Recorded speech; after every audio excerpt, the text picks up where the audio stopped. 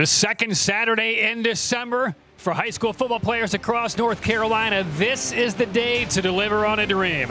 The long road to a state title ends here. Raleigh, North Carolina, Carter Finley Stadium. It's the North Carolina High School Athletic Association State Championship presented by West Shore Home. The 1A title game. The two-time defending champion Tarboro Vikings take on the Mount Airy Granite Bears.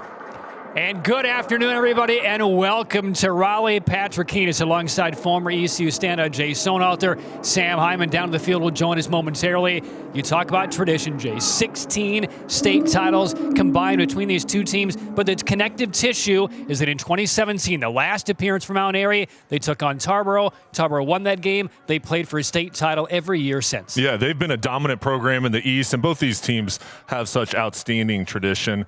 They're built along the offense and defensive line. This is going to be a running game today. I'm excited to see both these teams clash because they've gone through the playoffs easily, and this is going to be a great matchup. All right, so the Tarboro Vikings once beaten. They're 80-3 since that 2017 season, and they're taking on Mount Airy, the highest scoring, most prolific offense the state has seen this year. Let's talk about some of the key players and some of the key moments. Well, one of their leaders is Tyler Mason. The 6-foot, 190-pound junior has been dominant, 46 touchdowns on the year. He's a power player. He's gotten stronger each year he's been in the program. He can run in between the tackles, and he also has the speed out on the edges to take it deep. Over on the other side, for Tarboro, it's attained in a Mason Satterfield, the sophomore, and the freshman Cameron McDowell Moore. They've combined for 41 touchdowns. They keep the backfield fresh. Coach Jeff Craddock really trusts them, and these are young guys, 14 and 15 years old, and the team has relied on them to carry the way in the running game. All right, let's get to our Ingles food for thought. Low prices, love the savings. What are the keys today, Jay? For Mount Airy, defensive discipline. They're going against the Tarboro T. They have to make sure their alignment is correct, and they all play assignment football, and the special teams play is going to be important. They've been great all season long. Over for Tarboro, they don't want to give up the big play. Keep everything in front of you, going against the triple option, and then winning up front is going to be paramount.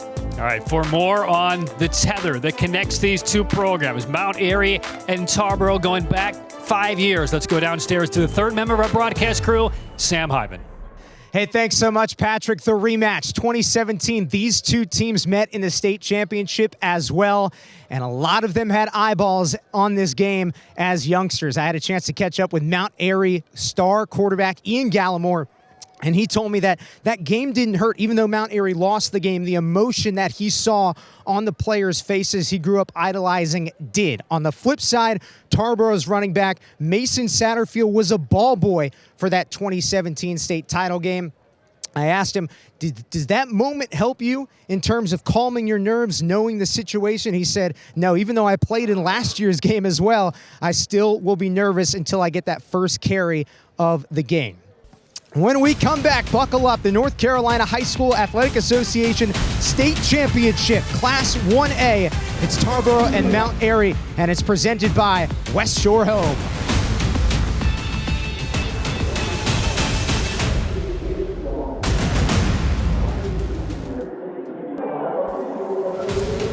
Championship weekend moves from Chapel Hill to Raleigh. The 1A state championship now with Mount Airy and Tarboro.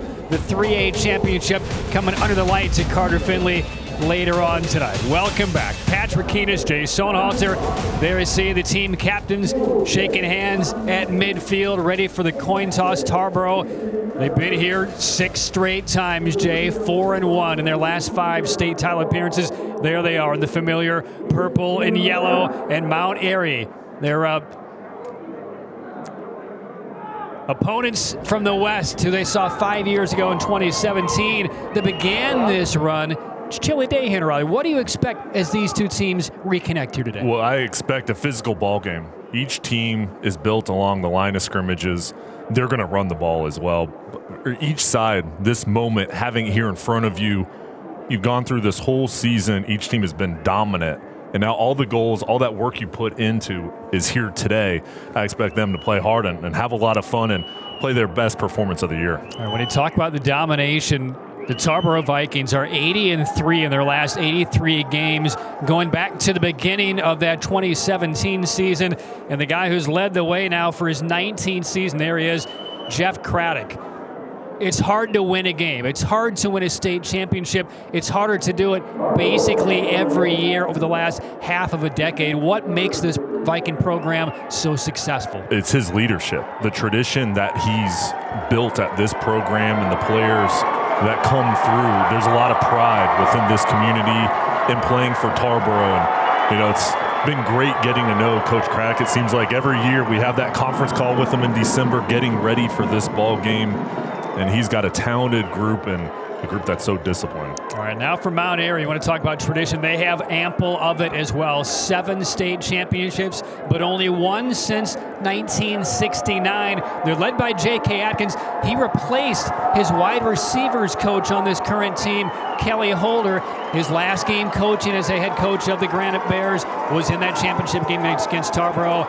And J.K. Atkins has done a whale of a job to get this program right back to where it's been so many times. He's been outstanding, and what he's been able to do, just getting this program better and better to get him here today, it's been so impressive. And for his group, the maturation throughout the season, they've been playing their best football of the year throughout the playoffs. All right, so Tarboro has won the coin toss.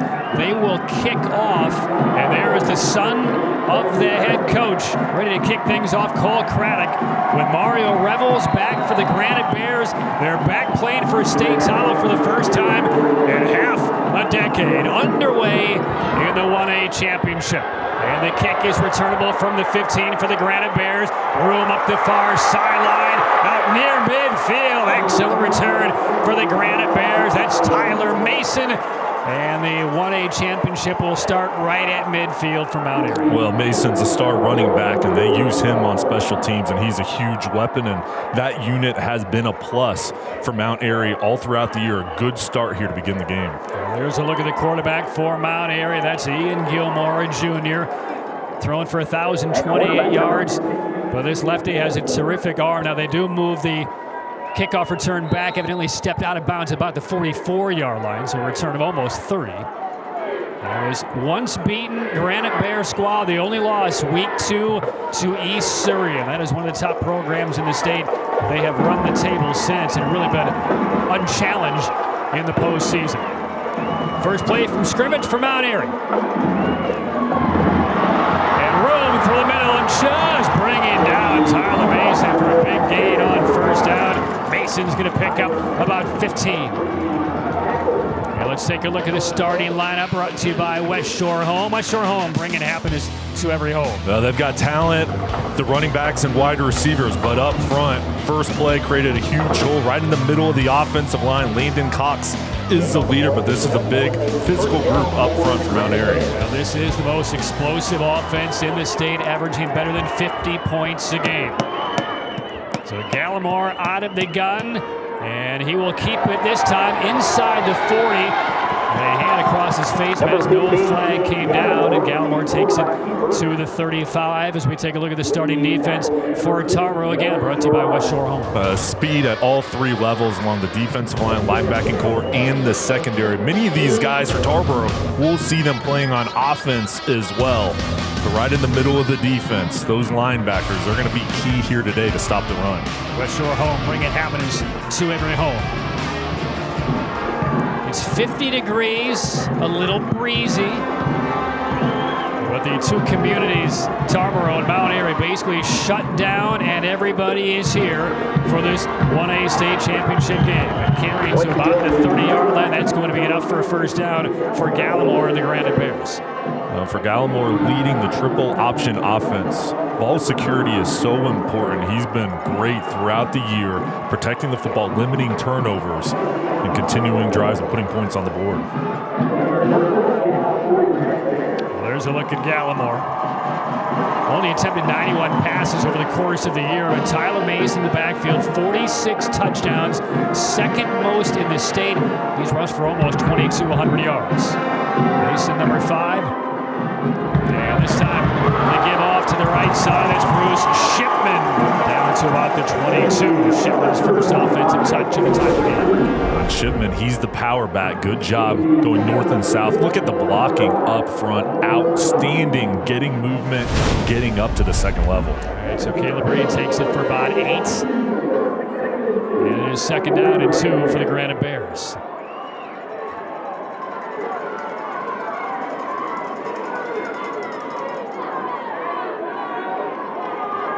So far in the postseason for Mount Airy, they put up 72, 57, 49, and 35 twice under J.K. Atkins, an offensive new scheme implemented about a year and a half ago. And here is Reed once again breaking through. Takes a pretty good lick at the 15-yard line, but first down yardage again for the Granite Bears. Well, the 1-2 punch of Tyler Mason and Caleb Reed. They have the speed and the power, and when Reed gets low, gets those legs moving, churning forward, he's so tough to bring down. Strong athlete, one of the best in the weight room for Mount Airy, and he's had an outstanding career. And now inside the Talk It Out NC Red Zone. Talk It Out, start the conversation, stop underage drinking. Granite Bears first possession of this title game into the 15-yard line of Tarboro. Little toss, left side, Mason stays on his feet, escapes up the sideline, and walks it in. 15-yard touchdown run. Tyler Mason, his 47th of the year, escaping and giving the Granite Bears a statement drive to open the championship game. Well, determination for Mason. As a freshman, he was 160 pounds. Now as a junior, 190. That strength pays off running through the arm tackles. He's got such good vision. Let his offensive line set up on the left side and just ran around the edge. Great start for the Granite Bears to begin this game. Walker Straub on for the extra point. Bangs it through. Well, Mount Airy, it's been 5 years since they've been here. A long road back, trying to exercise the demons against the Vikings. Perfect opening drive and a touchdown lead for the Granite Bears.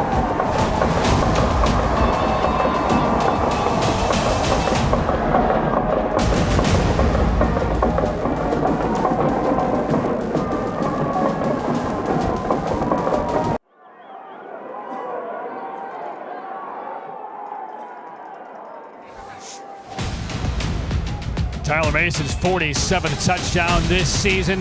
An early lead for Mount Airy. 7-0 Granite Bears. We get ready for the NC 529 kickoff. NC 529, never too early or too late to start saving for your child's education. Could not have been a more pristine start for this one for the Granite Bears. If there were any nerves, we didn't see it. And here's the kickoff. And this will land and want to hop into the end zone for a touchback.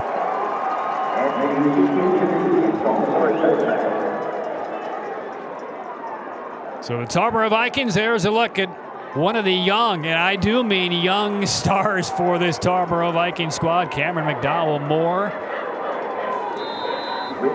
Freshman, carried for almost 1,300 yards, 21 scores. And this is a kid that they have been watching through middle school and waiting for an opportunity. And boy, did he run with it over the course of this year. What a year. I mean, for him to come into the program and be this dominant, 14 years old, to have this opportunity. And he was added to the varsity squad in week 3 and ran with the opportunity and one big defensive stop for Zach Goings of Mount Airy. We take a look at the starting lineup for the Tarboro offense, brought to you by West Shore Home. Tarboro leading the way. Lewis, the quarterback, he's got experience in this ball game. Cole Craddock, outstanding blocker in the tight end position, as well as Sherrod. And then up front, the offensive line.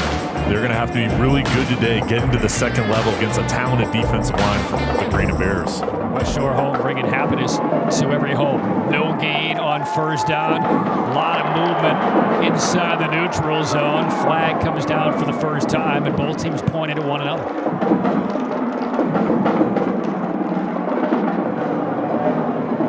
Granite Bears are indicating that they were drawn into the neutral zone. We'll get the call. And it will go against Mount Airy.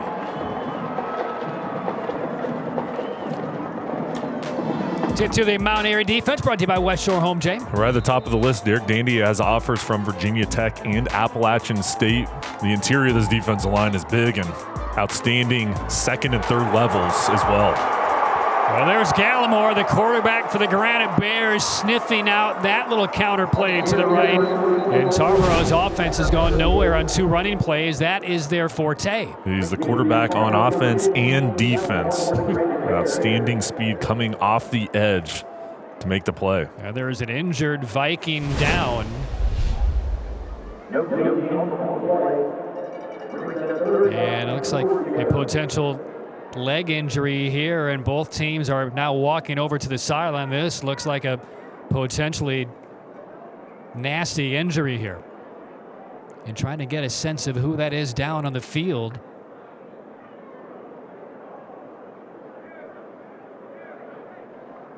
And that's Melvin Sherrod of Tarboro. His twin Nathan is on this team, and boy, he is an extra coach on the field. When we were talking with Tarboro's head coach Jeff Craddock about what he means to this program over the years, this would be a cataclysmic loss for the Vikings today. He loves them, and right now, tough emotions down on the field, and hopefully Melvin will be okay, but he's an important piece as far as his leadership goes, but his talent on the field on both sides for Tarboro. Yeah, they're taking a look at that left leg, and Jeff Craddock actually coached Melvin Sherrod's dad years ago. He is up and not putting any weight on that left leg. I mean, so much of this program, and you see right there, senior, which means he's played in the last 3 state championship games for this Tarboro Vikings squad. And that is tough to see, especially, you know, the connections, the relationships with these communities and parents and kids. And Coach Craddock has known his father for years and years, and now you see your son hop off in what potentially will be his final game as a high school player. You just hope it's not a serious injury. And we'll try and get an update as this first half wears on, but it does not look good for Sherrod. So he's on the sideline for the Vikings. It's 3rd down and a long 4. Toss goes left side. This is McDowell-Moore. Gets the edge and the first down. Not a lot else. Trying to make some moves, but he does move the chains here for the Vikings for the first time. He's so good. And watch this move right here to get to the outside, that extra burst. Most running backs wouldn't be able to get to the edge. He has that quickness. He got around just enough for the first down. Yeah, it's the vision. It's his bursting ability. Again, you mentioned only 14 years of age. Straight up the middle in between the tackles for about 3 on first down. Ricky Babb, the offensive coordinator for Tarboro. They're not going to throw it a lot, but there's a lot of variation in their play calling, getting to the outside, and then also the interior running game going right up the middle. Called a gain of 2. 5 minutes gone by, opening quarter. And here, bursting through, there is McDowell-Moore out near midfield. Gets out of a tackle and down to on the 43-yard line. 23-yard pickup for McDowell-Moore. This is a staple for Tarboro. The counter, the fake initially over towards the right. McDowell-Moore comes back to the left. Offensive line clears the path for the freshman. Yeah, that may give this Viking team a little extra bit of confidence. And again on the counter for about 3 this time. That's Mason Satterfield, the sophomore, for the first time. You wonder how Tarboro, how did they get in the state championship game 6 straight years? The offensive line and a never-ending stable of running backs. And you're looking at the future of this Viking backfield for the next 3 years. Not much there on second down. Well, for these Tarboro players, same with Mount Airy. You know, it's not like you just get to high school and, okay, I'm going to play football. They're wanting to be a running back. They're wanting to put on that helmet since the time they start playing football when they're a kid. This community funnels these players through the system to get to this point. And that's why there's always so many outstanding players, because these kids have dreamed about this, but also they put in the work once they get to high school. Just past the midway mark of this opening quarter, there is a look at Omarion Lewis, who led this Viking team to a state championship last year as the quarterback. Trying to do it again. Play fake. They'll throw for the first time. They rarely do, and it's incomplete. Looking for Satterfield, wheeling out of the backfield up the right sideline. 4th down for the Vikings at about 7. And odds are we'll see the offense stay on the field here for Tarboro. Credit Mario Revels as we have an injury down. The defensive back was in position. Good job being disciplined. That's Derek Dandy, and he is one of the outstanding leaders of this Mount Airy defense. We talked about him with offers from Virginia Tech and Appalachian State, with more on the way. This is a tough sign with him being down, and they need his play along that front. So they will treat him near the sideline for the Granite Bears. We've seen, again, all of these players are vital to their programs because the rosters simply aren't very big, but these are two of the absolute leaders on both sides with Melvin Sherrod and now Derek Dandy. But good news, he is up on his feet. We'll see how much pressure that he puts on his leg. Not a lot. Coming out the field for the Granite Bears, number 32, Airy. So that will give Jeff Craddock an opportunity to kind of concretize his decision. Will we go here from the 39-yard line or so, 4th and 7, or do we play field position and kick it away? And the offense will come back on the field for Tarboro.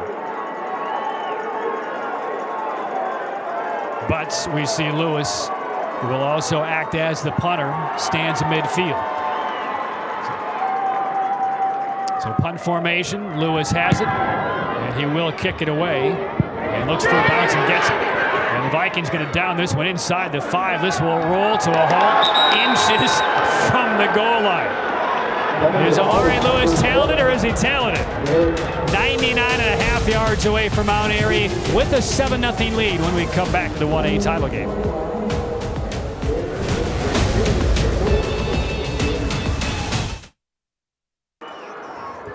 Back to Carter Finley Stadium, joined by sales manager of West Shore Home, Jake Wirtz. And Jake, what is the importance of the relationship between West Shore Home and Friday Night Rivals? I'll tell you, it's quite awesome to be here, first of all, and see the growth that happened throughout the year with these football players, coaches, cheerleaders, the families. It's electric in here, and we're just excited to be part of it. And how about with the community? Why is it so important to have West Shore Home be a part of the community? Can you talk a little bit about that? It's a great question. Our main goal is to bring happiness to every home, but you can't do that if you're not within your community, bringing happiness to all the folks that are out here today, and just do our part to give back. Thanks so much for your time, and enjoy. Thank you. Appreciate it. All right, Patrick, back to you. A huge 3rd down reception. Mario Revels wheels it in on a long, delicate finesse pass from Ian Gallimore. And that's a pickup of almost 40 yards. Clean pocket, perfect throw. I don't know if he had possession all the way down, but they're going to give it to him. Revels saw him play good on the back end on the defensive side and makes a play, wide receiver position. For the Viking defense, that will be demoralizing. 2 big stops right at the goal line, forced a 3rd long, give up a 31-yard pass play. And now back in the hands, Tyler Mason to the 40. Tyler Mason takes the handoff. J.K. Adkins, the head coach, he calls the offense for the Granite Bears. And they're going to keep the ball on the ground the majority of the time, but with Gallimore's arm strength, J.K. Adkins has confidence in the passing game when they have to go to it. You saw it on the 3rd down conversion. They go back to the running game and Kyle Mason. But this offense, a lot of different guys have stepped up throughout the year. J.K. Adkins has been waiting for this moment. As a matter of fact, his first high school coaching job was as a college student. He was a walk-on in the App State football program for a time, and as a junior, joined his former high school coach, Mike Probst, at Watauga High School. So he's been coaching for about 20 years now. This is his first opportunity as the head man to win a state championship, and off to a good start today. I mean, Gallimore just brings so much to this team. We saw him make a play on the defensive side, being physical, strong, accurate throw 2 plays ago, and then running the ball. He just has that toughness, that mentality that you want in the leader of your team. So there's a look at Ian Gallimore. And essentially all of the skill players on this Mount Airy team are juniors or younger. So not only are you looking at the top offense in the state, they're going to be here for a botched snap, and quickly diving on it to maintain possession is Gallimore. That snap a bit off target, almost looked like a bit of a surprise in when it was sent, and nearly turn it over. Tarboro has been able to create turnovers at a high level this year, and they're almost able to jump on one more that would have been huge. It's the ball handling in the backfield, not there for Mount Airy. Loss of 4. 7-0 lead for Mount Airy.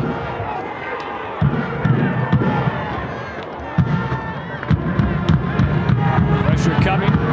Toss Mason's way and cannot get out of the grips of Tarboro's Shamondra Clark. A loss of 3 more. Tarboro brought the blitz on the right side. The run went to the opposite side, but outstanding job by the secondary getting off the blocks on the perimeter. Penalty marker did come in late. And it will compound the problem for Mount Airy. It is declined by Tarboro. Sets up 3rd down and about 17. And the key now for the Tarboro defense, Andrew Harding, the defensive coordinator, keep everything in front of you. Do not give up the big play. And J.K. Atkins, we'll see if they go back through the air, a screen play as well. 3rd and 17. It's going to be tough, but look for Revels, number 3. See where they move him.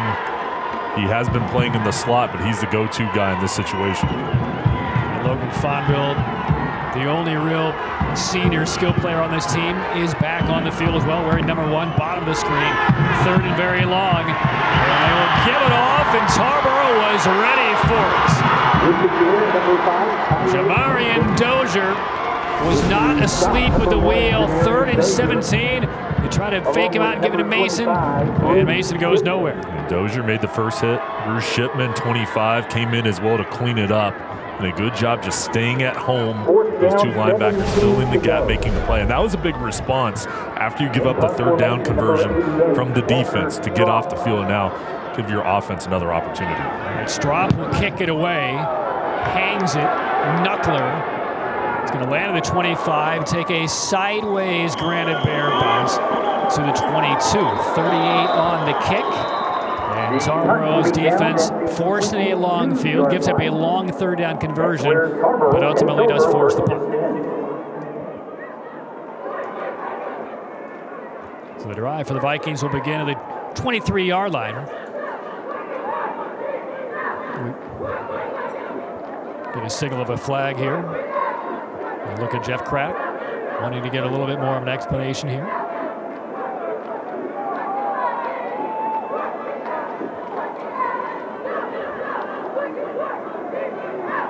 And now J.K. Atkins also wanting an explanation on this penalty. They have not moved the football yet, and here's the official call.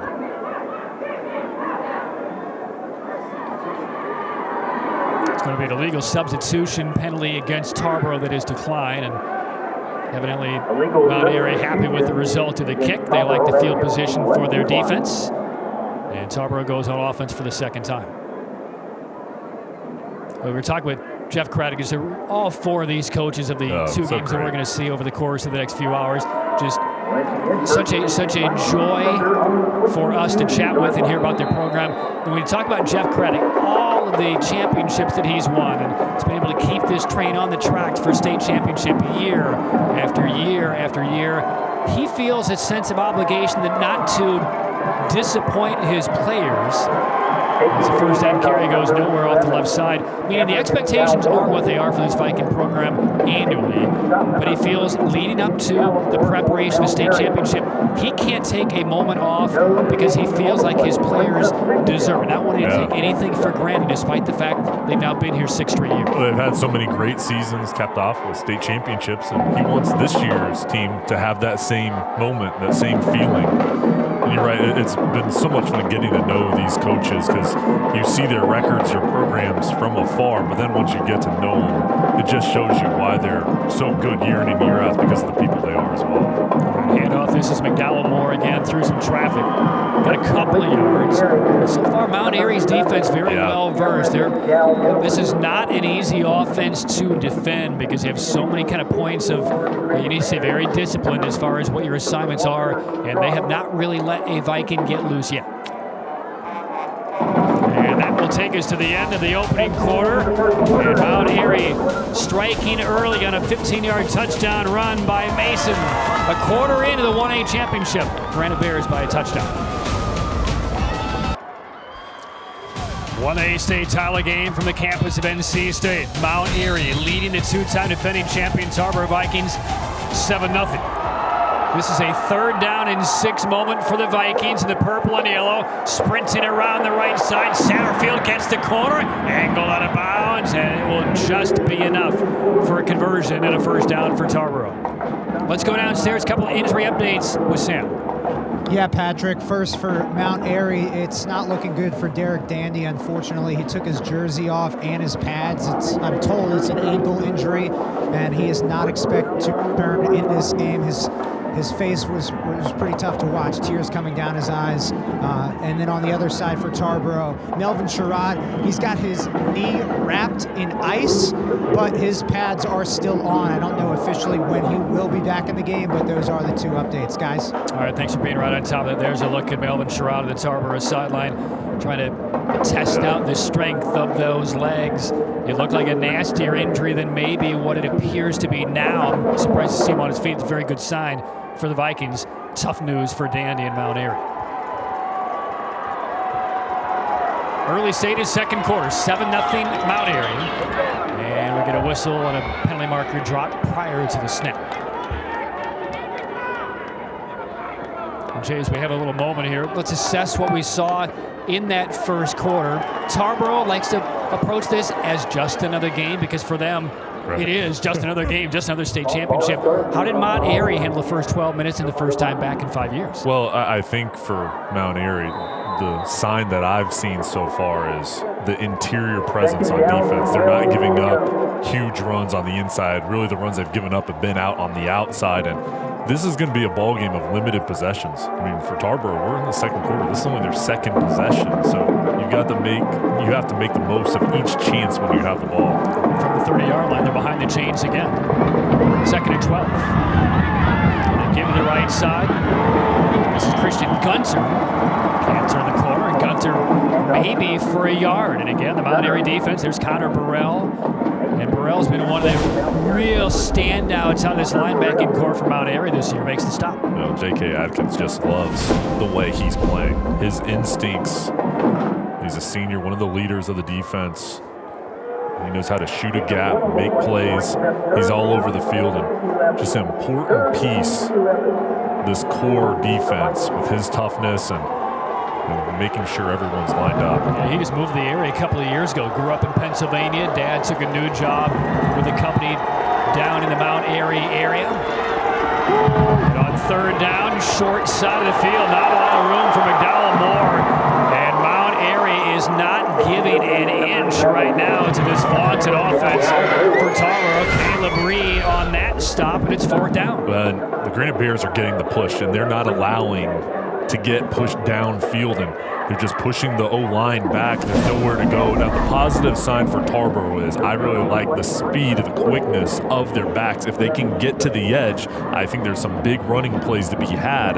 But Mount Airy's clogging it up in the inside, and up front, Tarboro's just going to have to find a way to get some movement and try to get the running game to the 2nd level. All right, so Marion Lewis kicking it away for the 2nd time for Tarboro. Penalty marker dropped.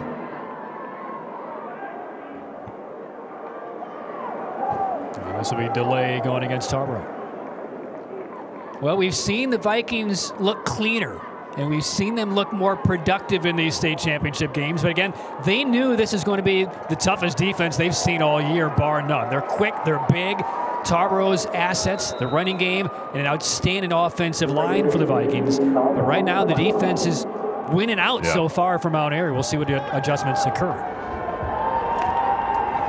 So after the penalty, Lewis, it gets deflected just off of his foot. How'd that get through? And will tumble over the 40-yard line to about the 43. There was contact on Lewis, but huge pressure came through up the middle. Is that Talon Smith? Or Cameron Webster? So a near block punt by Webster. An excellent field position awaits the Granite Bears when we come back, leading already by a touchdown.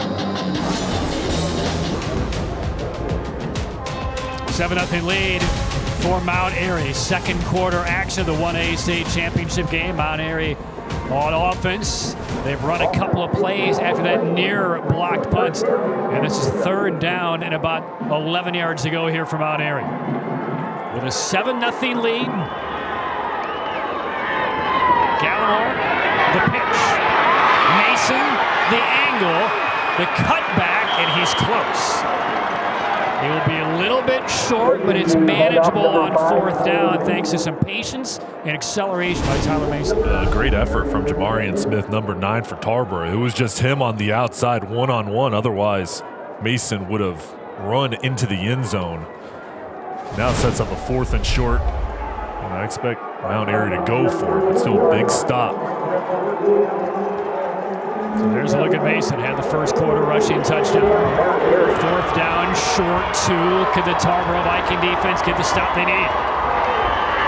Gallimore runs it straight ahead, and I don't think he got there.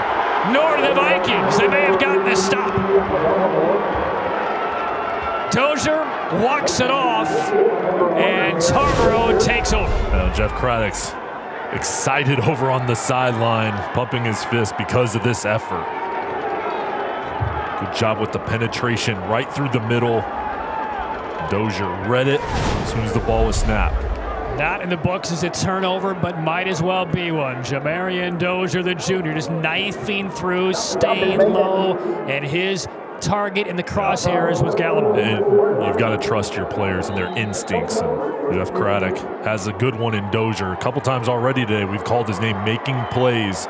And that's what you ask in critical situations, your best players to step up. Right here is Lewis. He's dancing. He's trying to set up a screen. Now he heaves it up for grabs. Dangerous pass. And it's picked off by Mount Airy. Mario Rebels.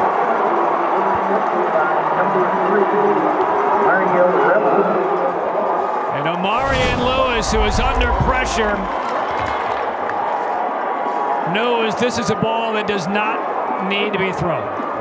And Revels just tracks it down, had the big pickup with the 3rd down conversion, and then comes away with an important play on the back end.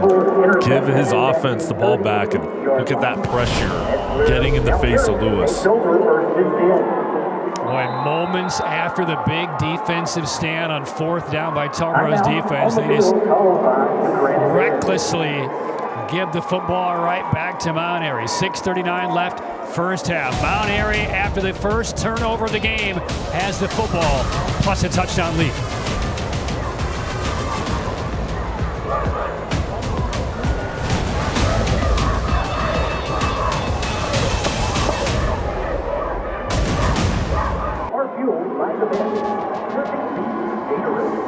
Coming up, the North Carolina Department of Health and Human Services halftime report, where we will have some special interviews. One with Q Tucker, the commissioner for the NCHSAA, sitting just to our right in the booth next door. Plus, first half highlights and more. iSpot.nc.gov, your spot for COVID-19 protection. We are not used to seeing mistakes like we have just seen from Tarboro on that pass from Omarion Lewis. On a desperation 1st down pass play when he was under intense pressure. And right now, Mount Airy is getting the better of the Vikings. They look confident, they look controlled and poised in this state title game. Well, and the shifts of momentum is so important in a ball game like this. How do you respond? Mount Airy got a 7-point lead, but if you can get a drive going here, potentially use a lot of clock, that would be a big boost. And they have to be very pleased with how they're running the football right now, averaging 5.8 yards per carry. They're doing it up front. No gain on 1st down. Pressure coming, picked up, and now Gallimore hangs at the sideline, tipped away at the last moment, looking for Strop, or else that's probably a touchdown. And I think that was Nathan Sherrod, Melvin's twin brother, breaking that one up.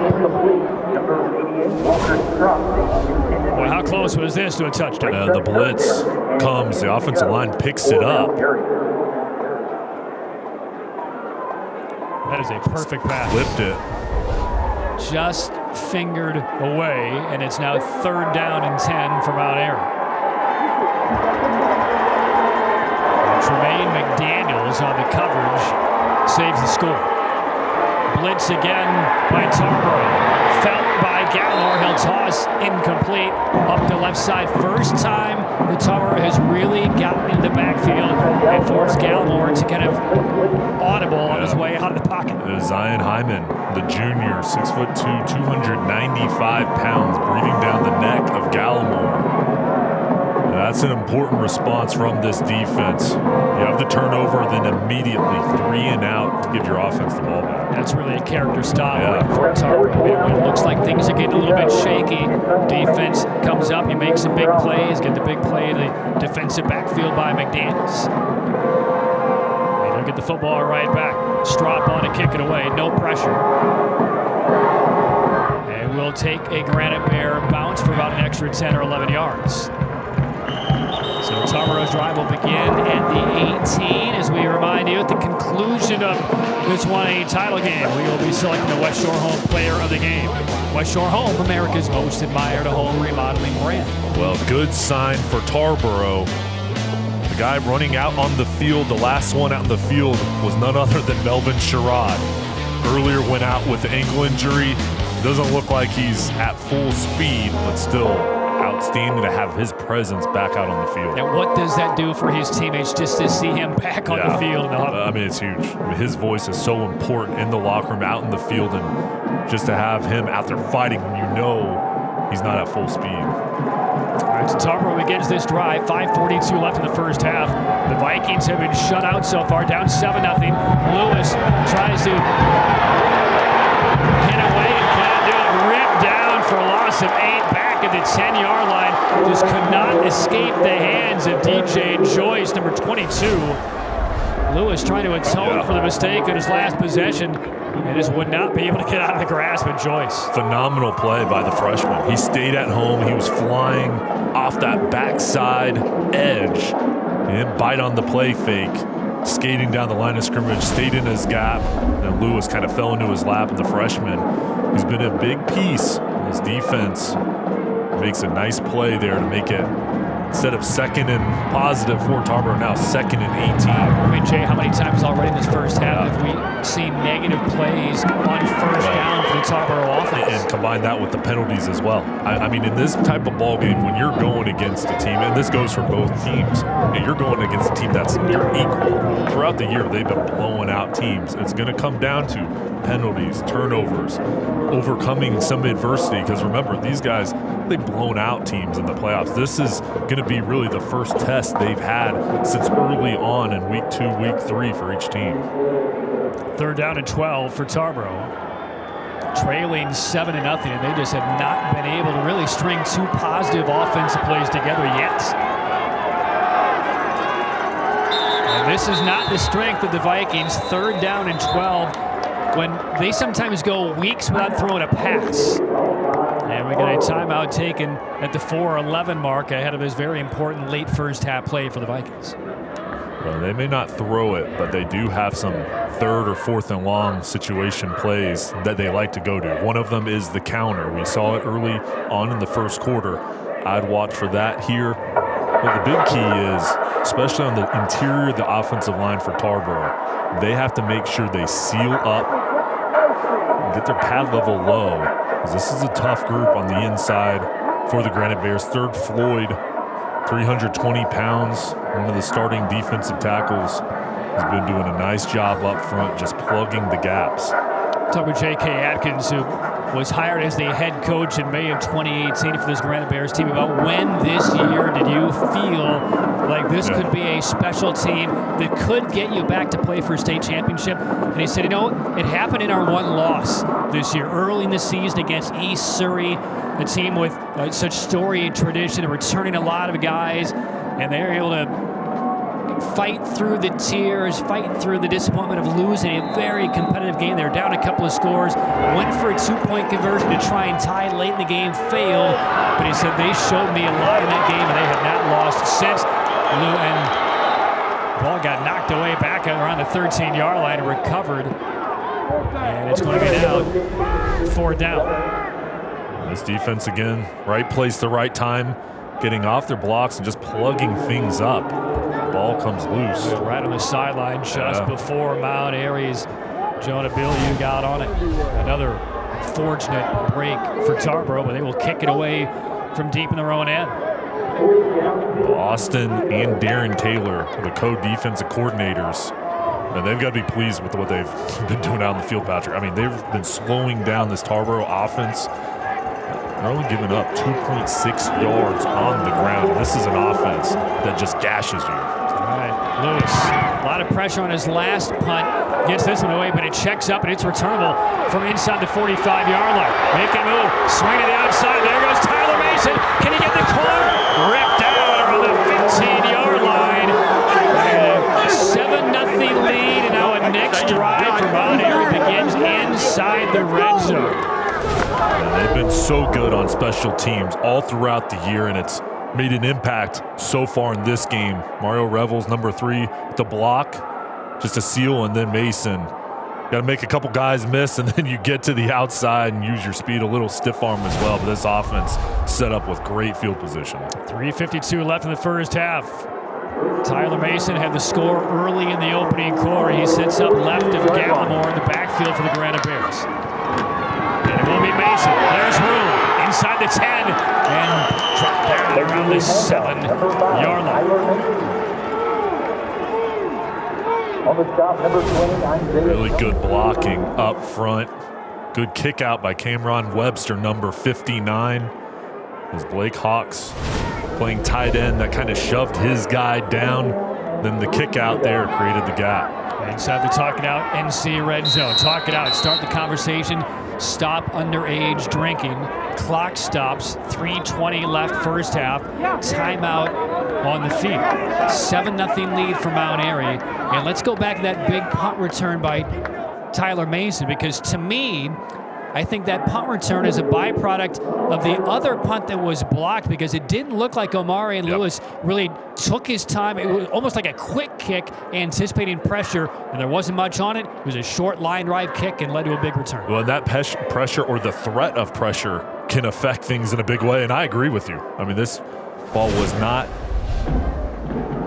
kicked as... I mean, he took a half time, step yeah. into I mean, he wanted to get rid of it, and understandably so, off of that other previous attempt. And this is Mason, just so good when the ball's in his hands. He has that extra gear.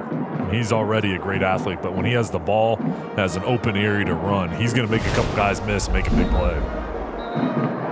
Well, this Mount Airy team, we talked a lot about Tarboro and what it's done on the state stage over the last half decade, playing for their 6th state title game in 6 years. This Mount Airy program has won 7 championships. The last one was in 2008. The other 6 were between 1935 and 1968. They'd like to get on the board here for the first time in about 15 years. And a hard count, and they may have drawn Tarboro off sides. And chalk that one up for Ian Gallimore. So it was 2nd and 4. And we'll see where they mark this one down to.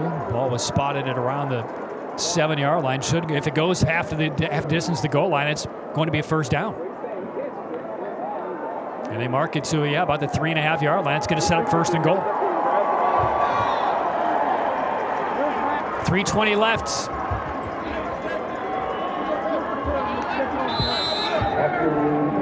And Mount Airy knocking on the door, a 2-touchdown lead on the 2-time champs. Gallimore. And Mason brought down after about a half-yard gain straight up the middle. Tell you what, Gallimore took a hit as well, driven back after the handoff. Vikings weren't sure who had the football, but they just smothered both. Hey, well, the number one rule, if you don't know who has the ball, hit something. My coaches always used to say, just hit someone. Good job there, being physical. But now really, Mount Airy, if you can score here, that play could go to your advantage, because now you use more clock and leave Tarboro with less time. 2nd and goal. Mason and Reed in the backfield. Gallimore tosses. This is Reed, and he's angled out just short of the pylon. Brings up 3rd and goal. Mark him out right around the 2. Hayden Bender, the junior, right tackle. Number 54, see him pulling, was battling right there, getting that extra push to allow Reed to get to the 1-yard line. So close, reaching the ball out. So there's a look at Caleb Reed, throwback player in J.K. Atkins' words. Strong kid, downhill runner. 3rd and goal. Plenty of time on the play clock. And still waiting for the officials to kind of sort things out here.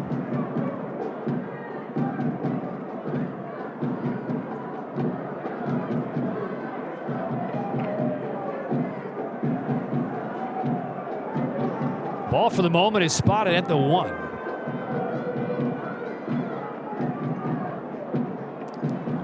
And they're going to add 7 seconds to the game clock. Looks like a microphone issue.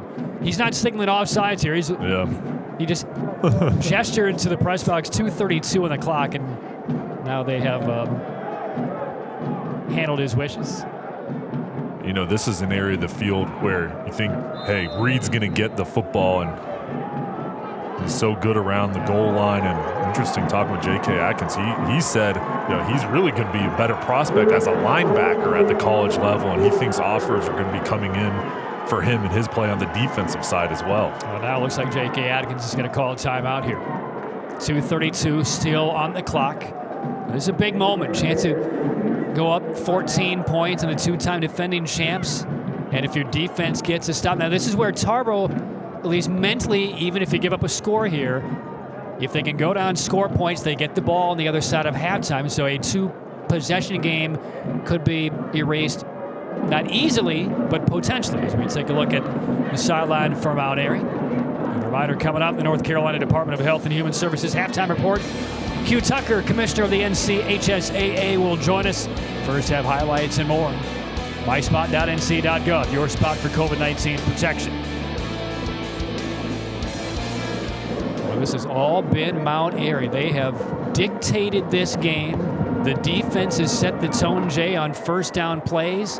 Tarboro has not had a chance to really marry 2 or 3 good plays together before things have backfired, in large part due to that man's defense. Well, that's a great point. I mean, so many times it comes down to 3rd down conversions or getting off the field, but first down is so important. And they've had stops to force Tarboro into tough situations on 2nd and 3rd down. Then on 1st down, when they've had the ball, they've picked up positive gains and good play calling to get them moving the ball down the field. Where do you go here? Do you go to Reed, your big fullback, the power guy? Or do you go to the guy who scored the 2nd most number of touchdowns in the state, number 5, Tyler Mason, 3rd and goal?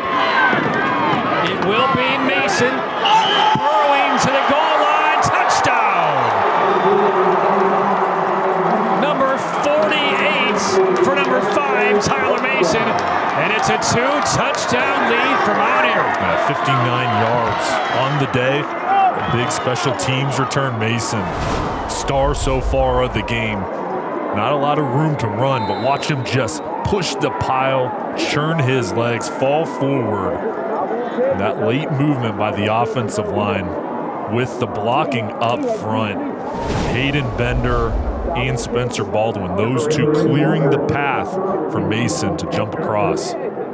Strop for the extra points, and it's 14-0 Mount Airy. I mean, you had the rushed punts, which yielded the long punt return inside the red zone. The penalty on 3rd down moved it to 1st and goal. And from there is academic for Mount Airy and its offense. 14-0 with 2:29 left in the first half. Now for Tarboro, you need a response. You've got plenty of time here with 1 timeout. Try to get some points on the board before the halftime break. But how about Mason, what he's been able to do? Such a huge year with his ability to put points on the board for his team. But he's a talented guy that's got offers coming in at the college level as well. And Jeff Craddock bringing his team together to get the game plan going for this drive. All right, let's go downstairs to Sam. Yeah, you guys talked about the offensive line for Mount Airy a moment ago, and I asked quarterback Ian Gallimore, who's the biggest surprise on your team? And he said offensive lineman Spencer Baldwin. He said, my eyes widened when I saw how much he has grown this year. He moved here from Nebraska as a freshman in high school, and Ian told me that we just call him Nebraska. He didn't know his first name until last year.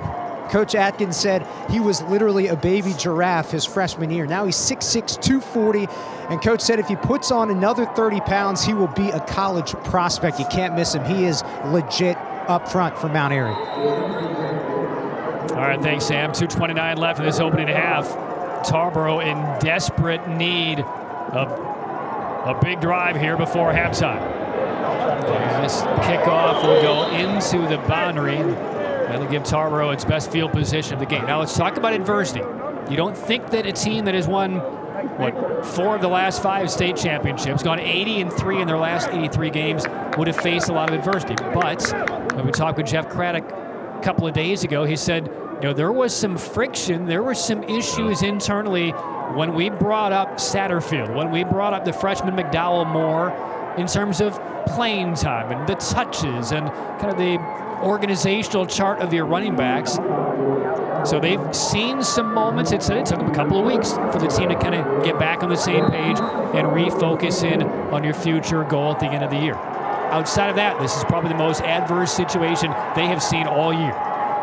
A little reversal on first down. They get it to the hands of the freshman McDowell Moore. Not a lot there, but at least positive yards on first down, maybe 2. Well, and you're right, and that was early on in the year. They did have those speed bumps, and they got through that. So that showed a lot of character to this team. Only 12 seniors for Tarboro.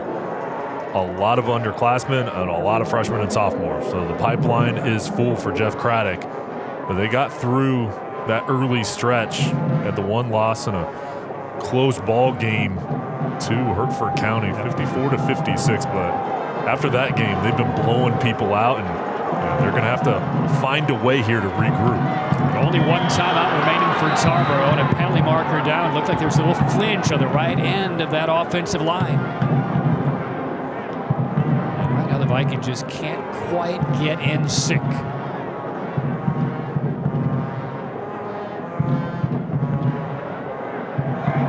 Seen a little bit of frustration visibly across the faces of some of these Tarboro players, and believe me, the Granite Bears noticed that.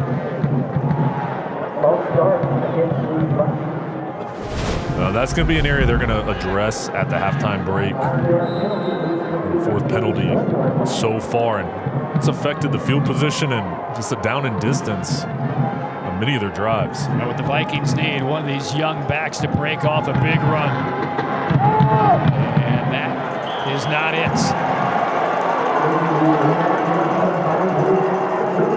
A third down and long situation again here for Tarboro as the clock ticks down toward 1 minute in this first half.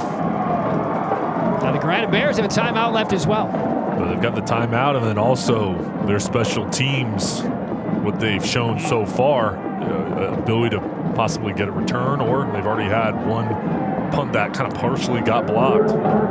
Well, the approach here as the clock is winding down, I think Tarboro right now is just kind of hanging up the white flag saying, we're not going to take any unnecessary risk here. And going into halftime down a couple of scores and trying to recover, adjust, and another whistle blown prior to the snap. And we get a timeout just before the snap taken by Mount Airy.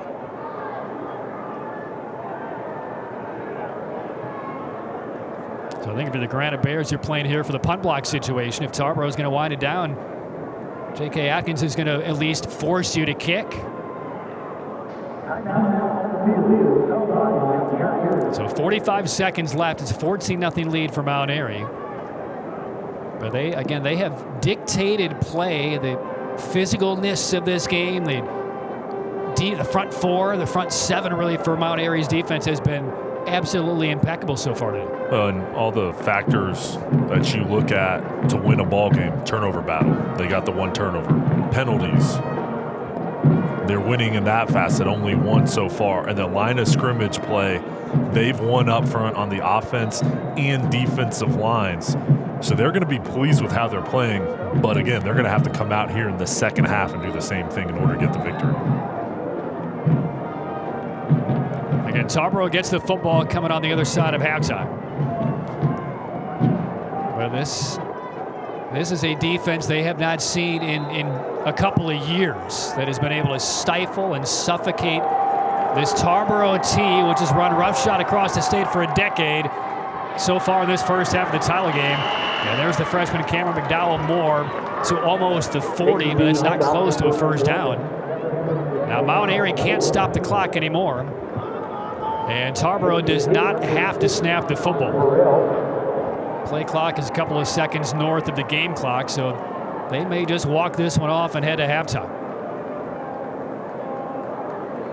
But this is uncharted territory in, about the last half decade for the Tarboro Vikings. Not only trailing in a state championship game, but their offense has been blanked and muzzled by Mount Airy. 24 minutes in the books, and how about the Granite Bears? Oozing with confidence, looking for their first state title in 14 years. Touchdowns by Tyler Mason, one early first quarter, one late second, and it's a 14-0 lead for Mount Airy. They're winning in all three phases, offense, defense, special teams. All the momentum is on their side. You can tell just the way they're going into the halftime break, into the locker room. Everybody's sprinting off and in different mood over on the Tarboro sideline. That body language for Tarboro. There's some doubt for Tarboro. There's not a lot of doubt right now through a great first half for Mount Airy.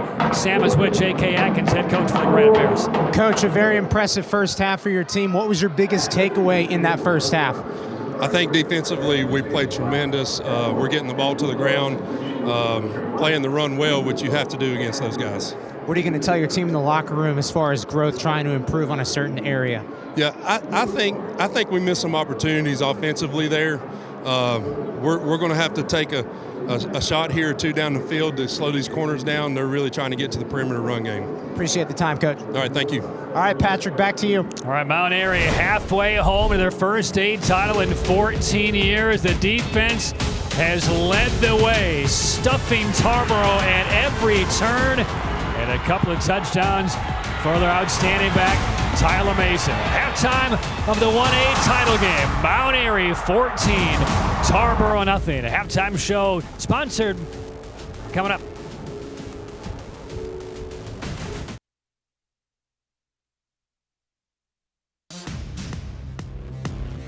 Welcome to the North Carolina Department of Health and Human Services Halftime Report. myspot.nc.gov, your spot for COVID-19 protection.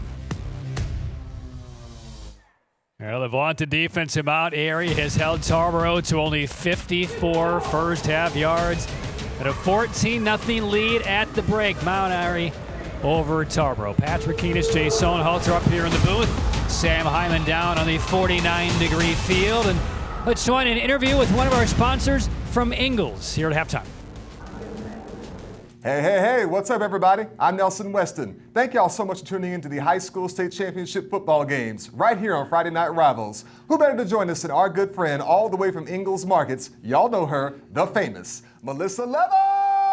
Melissa, how's it going, my friend? So good to see you. Always a pleasure to see you. Happy football, happy championship weekend. Happy football, happy championship weekend indeed. Melissa, it does raise the question, though. You guys have had a long-standing and proud sponsorship and support of the community for a long time now. Right. Why is this important to y'all? Well, Ingalls is a corporation, but all of our stores are in the hearts of our communities. Indeed. So we are the beacon of those communities. So we support everyone in our stores, our customers, our schools, our first responders, our businesses. We are part of a community, not part of a big corporation. So this is just a very natural way for us to go in. And believe it or not, a lot of the people that play in these games work in our stores. Oh yeah, that's super indeed. Right? Now, from what I gather, y'all have a terrific Tools for Schools program. For those who are unfamiliar, what exactly is that program? But more importantly, how can the good folks at home get involved and support it? It's very simple to get involved with it. You have an Ingalls Advantage card.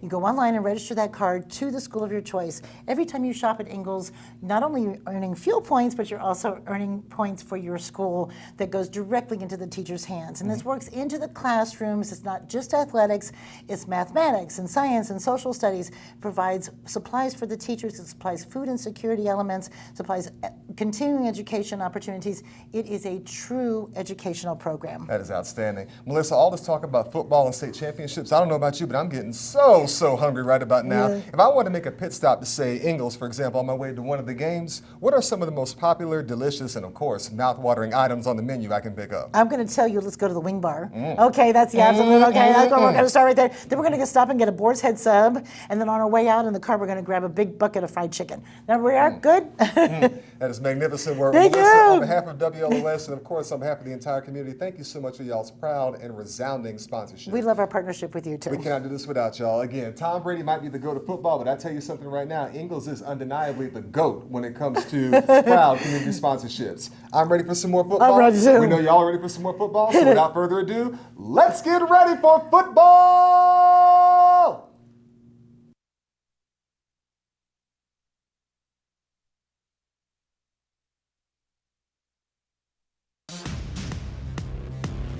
Welcome to the North Carolina Department of Health and Human Services Halftime Report. myspot.nc.gov, your spot for COVID-19 protection.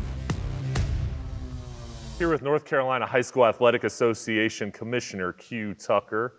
Commissioner Tucker, we appreciate your time. We're looking forward to great games this weekend. Absolutely. And thank you guys so much for this opportunity to be able to just talk about our championships. How exciting is it for you to get to this point of the football season? You know, the last couple of years, once COVID hit, everything was, up in the air. We didn't know whether or not we would be able to have a complete season in some instances. And so just to get to this point is pretty exciting. Well, and there's many familiar teams in this year's state championship games. What do you think makes these teams so successful year in and year out? One, it's the dedication of your head coach. It really starts at the top.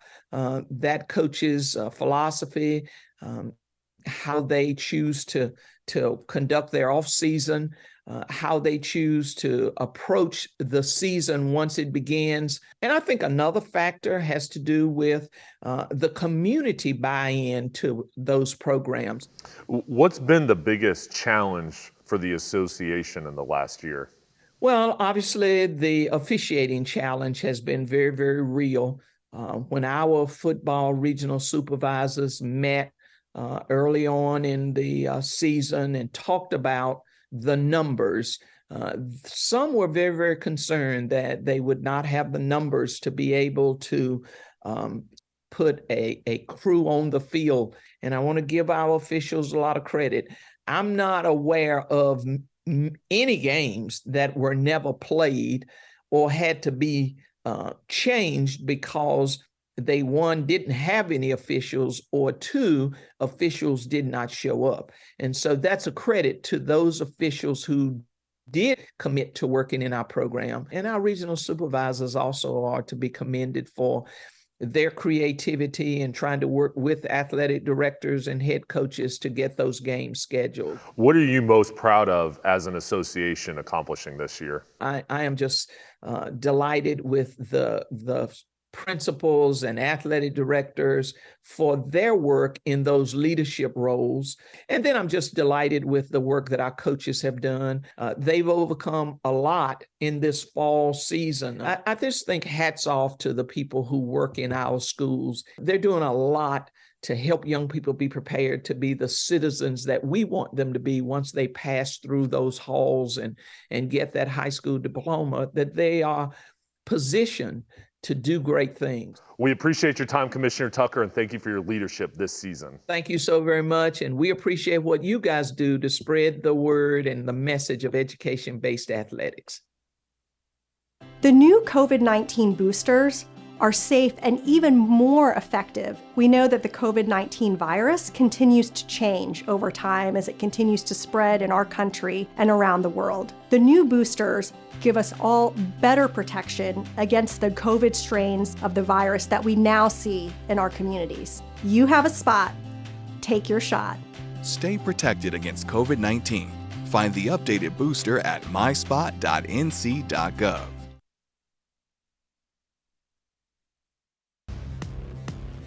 Welcome to the North Carolina Department of Health and Human Services Halftime Report. myspot.nc.gov, your spot for COVID-19 protection. Halftime score of the 1A state title game finds Mount Airy leading the two-time defending champion Tarboro Vikings 14-0. We roll on with a word from Dr. Charlene Wong, the Assistant Secretary for Children and Families at the NCHSAA.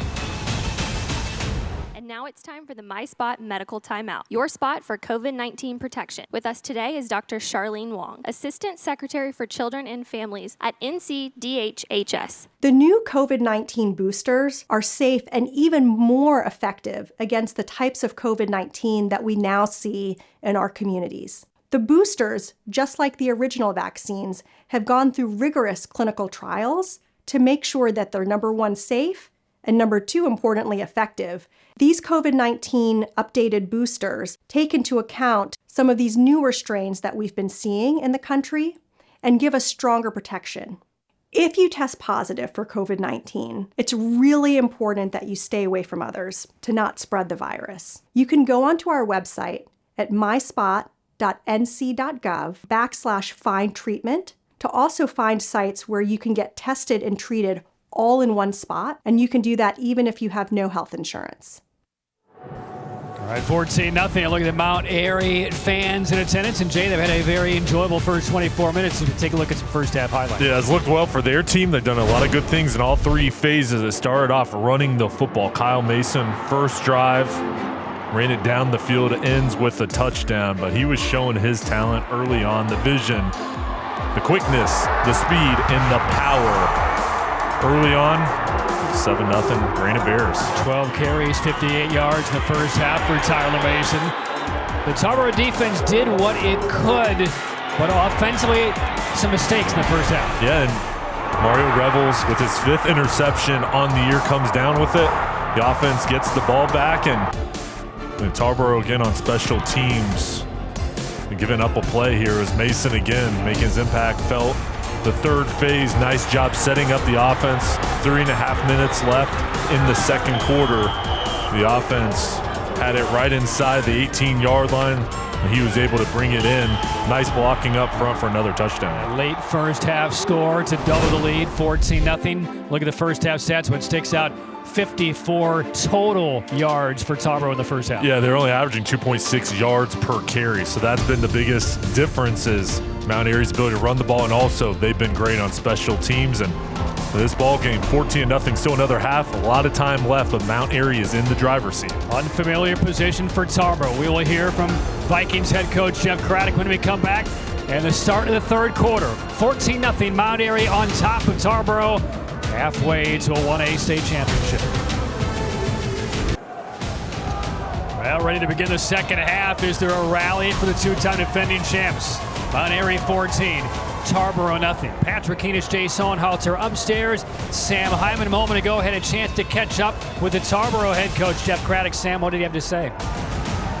It's the biggest takeaway from the first half. He said Mount Airy straight up dominated the line of scrimmage. We have to change that. And then I said, what was your message to the team in the locker room? He said, no matter how this game goes, we have to stay together. Too many missed handoffs offensively and too many penalties. If we clean those things up, he said, we will be right back in this game. Guys? All right, thanks a lot, Sam. Well, we saw the body language. We saw the mistakes for Tarboro in the first half. Where does that spark come from? Turnover, special teams, something else? Well, I think both. I mean, I think they need a big play, somebody to create a spark through the running game. And also on the special teams, this would be a great way here, this return. All right, returnable kick for the Vikings. 25, close to the 30-yard line. It's Javarian Dozier on the return for Tarboro. All right, let's go back to the first half. First down offense for Tarboro was far below expectations. I mean, they're behind the chains almost every drive. They had 3 first downs the entire half. They normally have 3 first downs in the first drive of any game this year, but not situation today against this Mount Airy. And too many penalties, especially on first down, created tough situations where they weren't able to come back from that. And Cameron McDowell Moore, pretty good first half, only the 8 carries. They didn't have a lot of opportunities on offense with the way they run the ball and use the clock, and same with Mount Airy. Limited possessions, but I think it's going to be important here on this drive to have a response. Whistle before the opening snap, and it looks like a timeout has been taken by Tarboro. Is that the signal? Well, there's a timeout potentially taken here by Tarboro. We're getting clarification. That was the signal by one of the officials right around the 50-yard line. But if you're looking for togetherness and to come out of the locker room after a kickoff return and a timeout is 4 seconds in, there are issues. And that is the call, a timeout taken by Tarboro. What did you see? Well, it looks like Jeff Craddock sent his team back out There's on no the field. timeout on the field. There's a very succinct explanation. So, I mean, that's positive for Tarboro because you don't want to use it there, but... Well, one of the things you mentioned during halftime off the air, you would like to see Tarboro work further of this offense to the wider side of the field, which we didn't see a lot of in the first half. They have the quickness edge out on the perimeter. Let's see if they go. They go straight up the middle on first down. And maybe a yard. Stiff defense slowing down Mason Satterfield. Satterfield, again, one of those call-ups. Coach Craddock has known Satterfield since he's about 5 years old because he's best buddies with Jeff Craddock's son, Cole, who was on this football team here for Tarboro. Satterfield has come over and swam at his pool at the house, hangs with his son. They are best friends. His goal was to become a starter for this program, and he's doing just that as a sophomore. Second down and 8. This is again to the right side. This is Tremaine McDaniels. Didn't see a whole lot of him in the backfield the first half. And he tried to angle to his right, maybe got a yard. Well, Jeff Craddock told us the strength of his team is the offensive line. But he's got a lot of confidence in them now. He's going against a great group. They're only giving up 9 points per game on the defensive side, Mount Airy. So he's just got to lean on the group, the 5 up front, to get some push, get something going. And to your point, at some point, I think they've got to get it out to the edge more where they can use their quickness. But then it's going to come down to your tackles making a block as well as your wide receivers on the perimeter. Well, again, how many times we said this today? Third down and long for Tarboro. Man in motion for the first time. And this is sprint out, but Lewis slipped, couldn't make the turn. Ball was knocked loose as he fell to the ground, caused by the ground. And Amarian Lewis is just having a struggle of an effort today, punting, throwing, and then lost his footing trying to make a big play on third down. Yeah, and there was a lane. The defense, especially that backside, staying true, staying at home and disciplined and closing the gap and taking advantage of the slip. Well, you can just, as we watch Lewis, he's just doing anything he can to make a big play happen every time. And things are not working out right now for Tarboro. And he's now, after a pat on the helmet from one of his offensive linemen, saying, "We need you. Hang with us here." And Lewis now retreats to kick it away. And we get a stoppage of the clock. And now we do officially get a timeout taken by Tarboro. So timeout ahead of a punt by Tarboro. 14-0 Mount Airy. Early third quarter from Raleigh.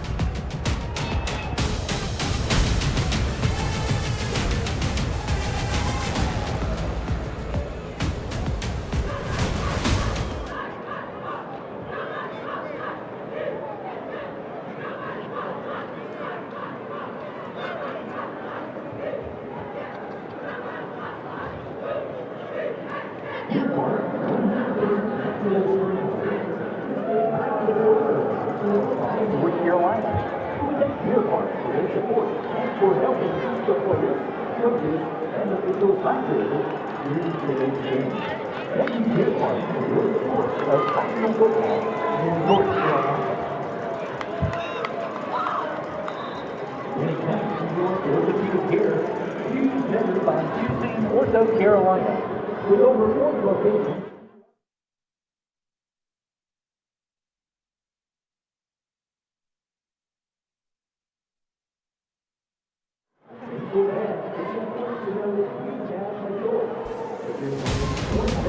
All right, Tarboro facing a 4th and 10. On to punt it away. Just called a timeout. We'll show you why here in a second.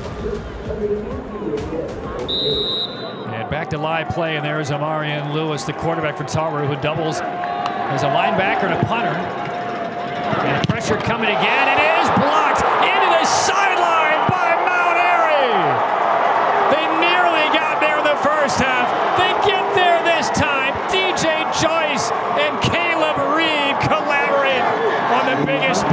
teams play the championship. Penetration on the outside. And a good job from Reed coming off the left side, and over on the right side, DJ Joyce, the freshman, made a huge play on the defensive side, even a bigger one on special teams. Block up. What a play, and how about his potential in this program? Only a freshman. DJ Joyce just got the right hand on it. And again, a near block in the first half when Amarian Lewis was just trying to get the football off of his foot. And the defense quick off of the edges on special teams. First down inside the red zone for the Granite Bears. The try seize control and may have just done it. Muscling to the end zone. Tyler Mason knocked down at the 1.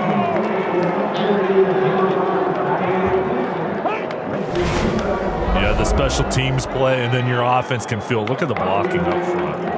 Just great job road grading, and Mason getting right there for Vikings, pulling them back. But now an opportunity on the 1 yard line to punch it in. You just get the sense right now, Miss Mount Airy squad feels like they can close this game out right here. They feel like this is it, especially with the way their defense is playing. First and goal from the 1. Gallimore gives one more time. Mason into the end zone for the 3rd time in the title game. Touchdown, Mount Airy. And they have snatched control of this 1A title game from the 2-time defending champs. 14 carries, 71 yards, and 3 touchdowns so far for Mason. Just love the running style. How strong he is, how he finishes it off.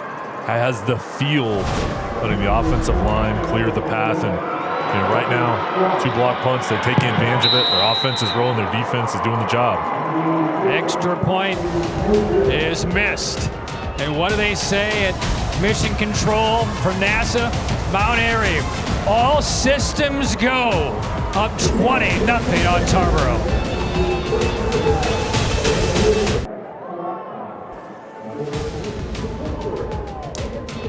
There's a look at J.K. Atkins, hired in May of 2018, replacing Kelly Holder, who spent 19 years leading this Mount Airy program.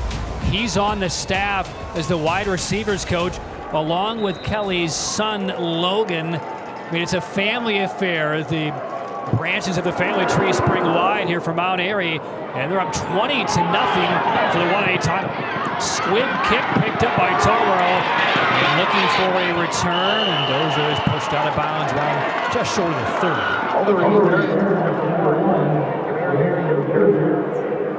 Well, this Tarboro team sputtering, but the reason is the defense and the special teams now of Mount Airy.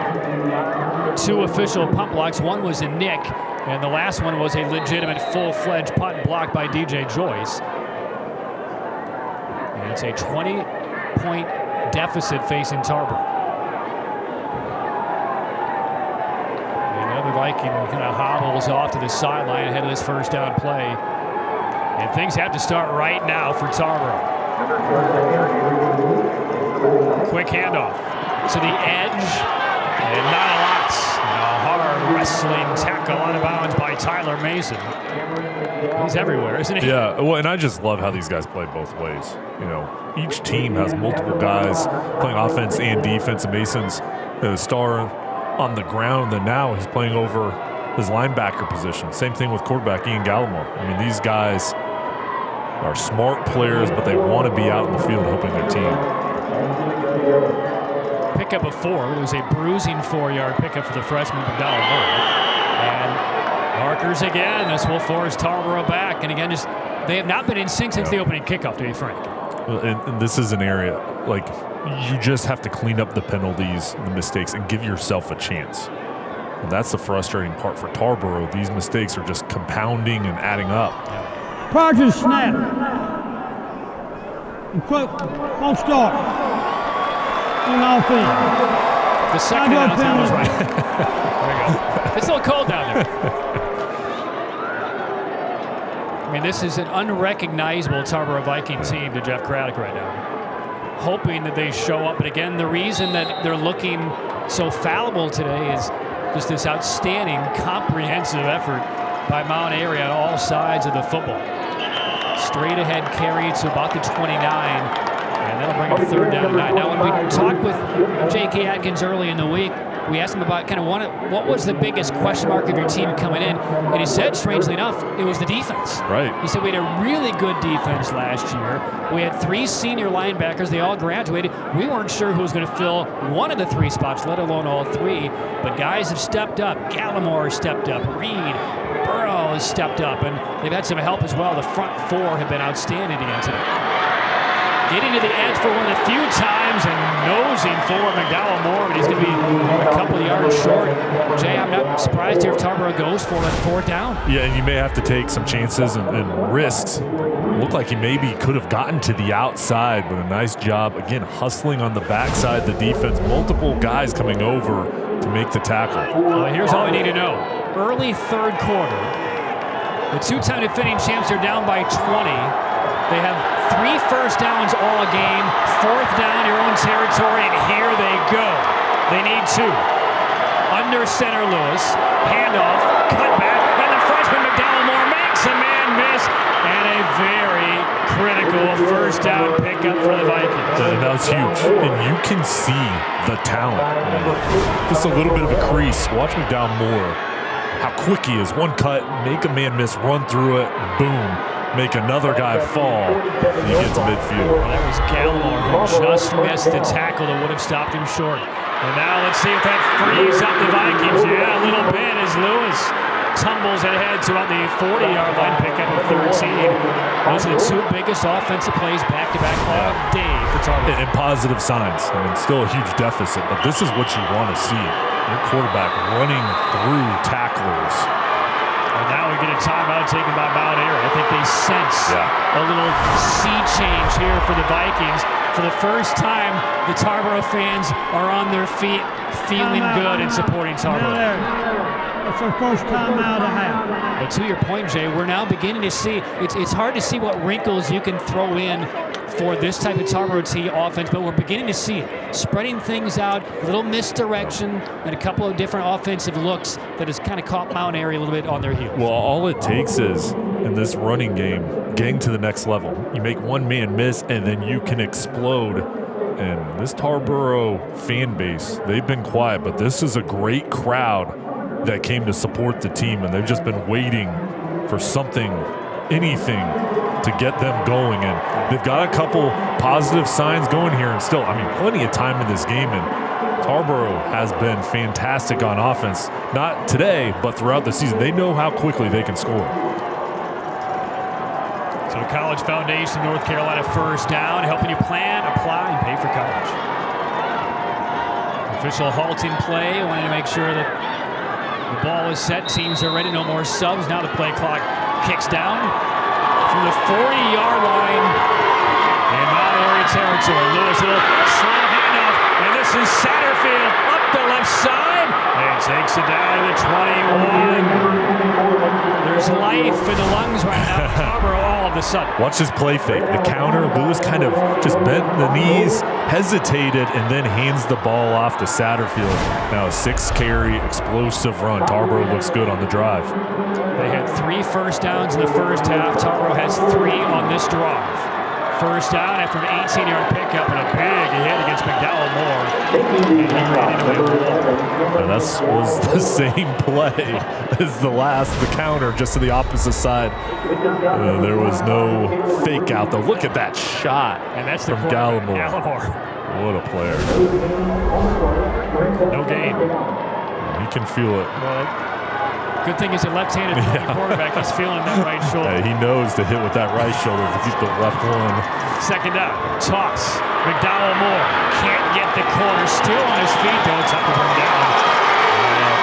Lasting hit from Mount Airy's team change choice.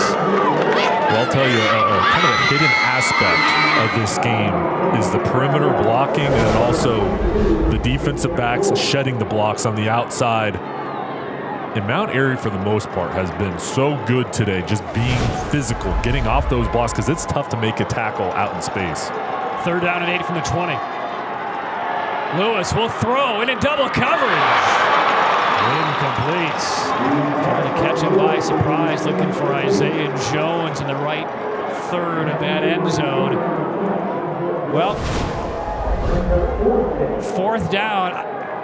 The play call to me is a little questionable. I mean, yeah, you might catch him by surprise, but now you need to score, and it's fourth down, and 4th and 8 is a big chunk against this defense. Well, and that's the thing. If you're going to throw it there, you're expecting to score a touchdown, because now if you don't complete it, this is a tough situation. I'd expect Tarboro to go back to their counter play and try to get the ball to the wide side of the field, not to the numbers. Play of the game for Tarboro. 4th down. Lewis is going to throw again. Stepping through in traffic, down for a loss. Landon Cox right in the middle of it. And despite the best offensive drive of the championship from Tarboro, converting on 4th down once, they could not convert on 4th again, and they turn it over on downs inside the red zone.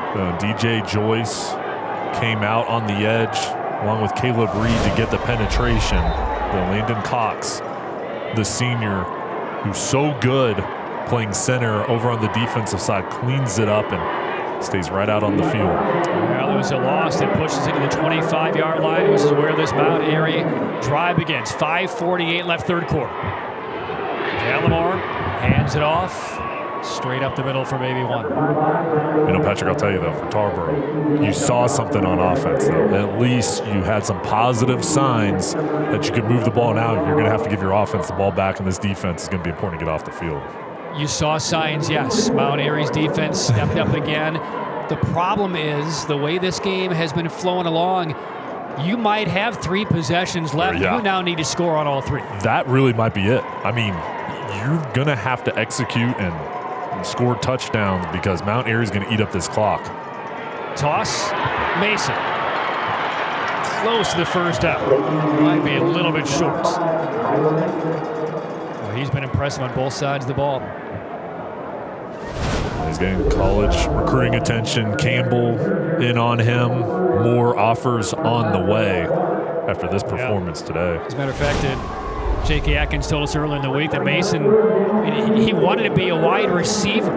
He was small as a freshman, only about 160. He's up to about 190 now. But now he is viewed as one of the better backs that they've had in this program now. But he finally agreed, okay, coach, wide receivers maybe not for me.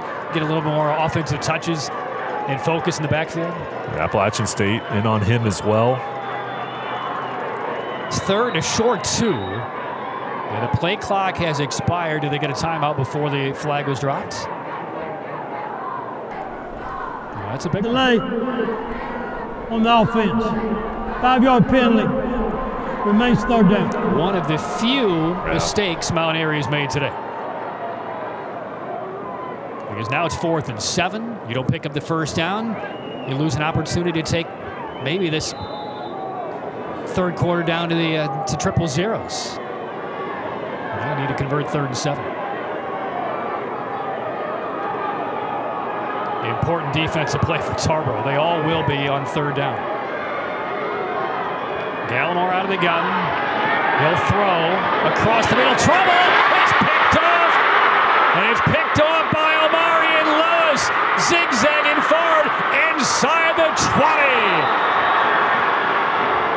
Atonement for Lewis on the first turnover of the championship by Mount Airy. What instincts from Lewis. They baited this interception. Lewis was playing center field, cover 1 defense. He's a single high safety. Read the eyes and then jumps in the passing lane. And this was huge, getting the yards after the interception to get inside of the 20-yard line. Look at the range. He was over on the other side of the logo. The Wolfpack head comes across to the hash and then gets it in great field position for the offense. The range and the hands on the sprint to bring it in, and now a handoff on first down. Good for about 5 from McDowell Moore. I don't want to go inside the coach's head here, Jay, but if there's no delay of game on 3rd and 2, that is not a play call. Great point, Patrick. That was an error that they're going to have to discuss over on the sideline, because that affected the play. And McDowell Moore takes it inside the 10. He's going to be close to a first down.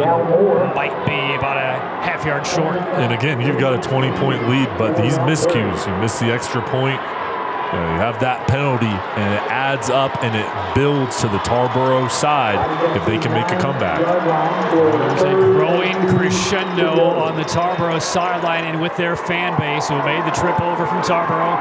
3rd and 1, Satterfield cuts it back. 1st down and more. Stretches to the goal line. Touchdown. Tarboro, late 3rd quarter on the board. After the interception by Lewis, the payoff by Mason Satterfield, and the 2-time defending champs aren't done yet. And you just feel the offensive line coming alive. Look at the blocking up front. Nice job sealing it off, and then the finish. And the ball did get across the goal line before it fell out. Good call. That was a touchdown. It crossed the plane. Yeah. Mount Airy's side doesn't like it. That's the reaction. Tarboro's does, though. You see the ball rolling through the end zone, but you're right. They got to cross the plane. That's all it needs to do. And the extra point by Craddock is in. And with 3:52 left in the 3rd, Mount Airy 20, Tarboro 7. Here we go. Tarboro's back in it. It just feels different now. Their offense on the previous possession, they got the ball inside the 20. They didn't score, but then your defense helps out, makes a play, and then you capitalize. Still plenty of time. You're inching closer in the ballgame. 21st touchdown by Satterfield. With more on this outstanding sophomore, let's go down to Sam. Outstanding sophomore and the youth movement, Mason Satterfield and Cameron McDowell Moore. We've seen a heavy dose of them all game long, but particularly they're starting to get better in this second half. I talked to Mason before this game, and he told me that Cam and I believe we are the best running back duo in the nation. A lot of confidence between those two guys. He says, we don't care who gets more carries. One carries, then the other blocks. It's that simple. Also, Jeff Craddock mentioned the biggest difference between those two guys. Cam has a quicker burst, similar to what Todd Gurley had back in 2010 here at Tarboro, and Mason is stronger. Those things are starting to pick up here in the second half.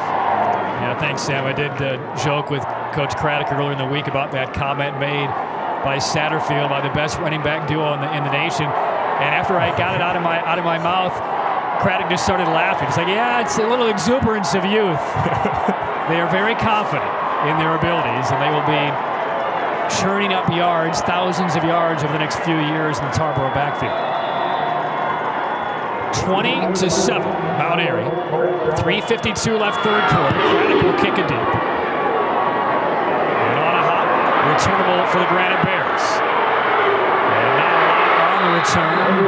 And the drive will begin around the 23-yard line. Connor Burrell, short return. Now, there was at least some fan questioning / controversy on that touchdown carry. Did the ball cross the plane before it came loose? It looked like it did cross the plane first. We'll try and get you one more look on that just for clarification's sake.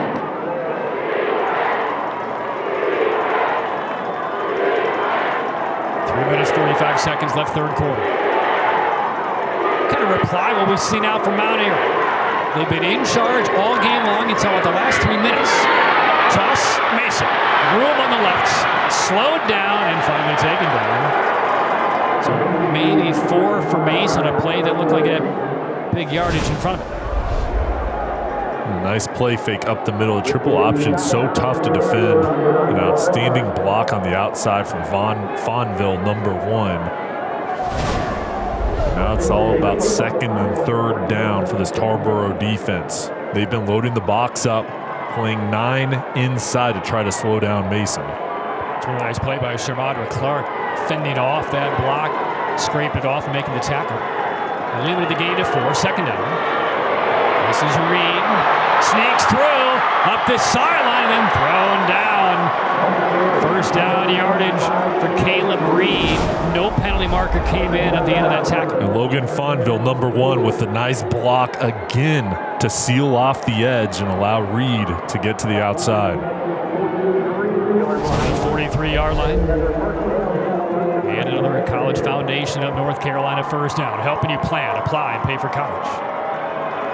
Reed, the leading tackler on the defensive end, 8 on that side of the ball, now starting to get fed the ball on the drive.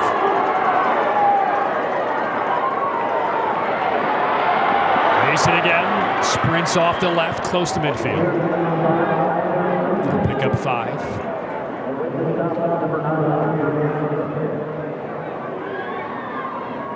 Now this is what you want.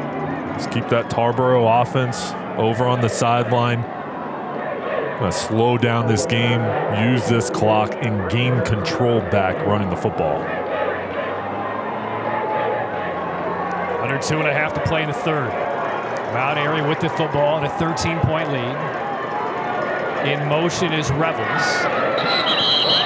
And the play clock still had 7 seconds left. Might have been a little motion on the offensive line, though. Penalty really hamstrung that last drive for Mount Airy. Dead ball. Illegal procedure on offense. Back to Granite Bears 5 yards. Now we're seeing kind of a blue-collar drive here by Mount Airy to try and regain momentum and poise. For J.K. Atkins, the head coach for Mount Airy, he grew up in West Virginia, grew up in Beckley, then moved to Morgantown. Said, I'm just from a blue-collar family. My dad has worked the same job as a machinist since 1984. Shanda, his wife, 5 kids, and this is just style of existence, blue-collar style. We see that on the sideline, the kind of style of play for Mount Airy. Positive run. The offensive line pulling up front. Key block by Jonah Baloo, the senior. Third down. Can you get off the field if you're Tarboro? This is critical to stop this drive. We'll see how they line it up. They played their best when they brought the blitz. Bring the extra defender down. Mount Airy 2 of 6 on third down today. Third down and 5. And here's the give. Reed, they recognize it, and Tarboro stuffs it out. And there's a marker down. Sherrod made the tackle. Melvin Sherrod, we saw him go down with an injury, which looked to be a pretty serious injury in the first half. And the preliminary signal is going to be procedure against Mount Airy, and Jeff Craddock's going to decline this. No, it's going to be 4th down. And Tarboro's going to get the football back, forcing a punt. 5 men in the backfield on the offense. That penalty's been declined. 4th down. So it will be 4th down. And Jay beginning to see some faults of nerves for a state title with a team up by 3, now only 2 scores. They look like they were going to cruise once it was 20-0, and now Tarboro kind of flipping the script here. They've been positive here the past couple drives. They get off the field now with an opportunity to give the ball back to their offense. And it is 4th down and 3, and there's a little bit of indecisiveness from Tarboro because it didn't look like Mount Airy was going to be kicking it away. So the defense was rapidly kind of adjusting around, filling some open areas. We get a timeout taken by Tarboro. I'm surprised here that they're going out there with their offense, but they could have just been trying to get Tarboro to jump offside, and then also if you use the play clock and you have to delay a game, you've got an outstanding kicker in Walker Stroop that you can kick and pin Tarboro back with. Or one other thing I'm thinking here, did you just fake not punting in order to force Tarboro to burn a timeout? That's what I think, yeah. I think they got him out there to put the pressure on him, and now they burned that timeout, which Tarboro needs. Now coming up, at the conclusion of this championship, we'll be selecting the West Shore Home Player of the Game. West Shore Home, bringing happiness to every home. So now it does look like they're going to go into punt formation because Strop has come off the sideline, ready to take a deep snap. He was not there before that last snap, so whether that was just a ploy to force Tarboro to maybe make a mistake and jump or burn a timeout, it worked. Backing up to retrieve the punt is Dozier. He's had some nice returns. And no pressure at all by Tarboro, and here's the kick. It's off the side of the foot. Not a good one, but will take a Mount Airy bounce, and will roll about 12 or 13 more yards. Stopped at the 13-yard line. That's where it is down. And with 1 minute left in the third quarter, football back to Tarboro and Omarion Lewis trailing 20-7. Well, we've talked about the offensive line early on the first half, not getting movement up front. The past 2 drives they have, and you can just tell the confidence in that group has been growing, more momentum on Tarboro's side, and they've been using the counter play. That's been their key play to get those big runs. I expect them to run it on this drive. Well, the one thing we have not seen Tarboro do is put together a long, sustained offensive drive. That's what it will take here. It starts at the 12. A minute left in the third. And Amari Lewis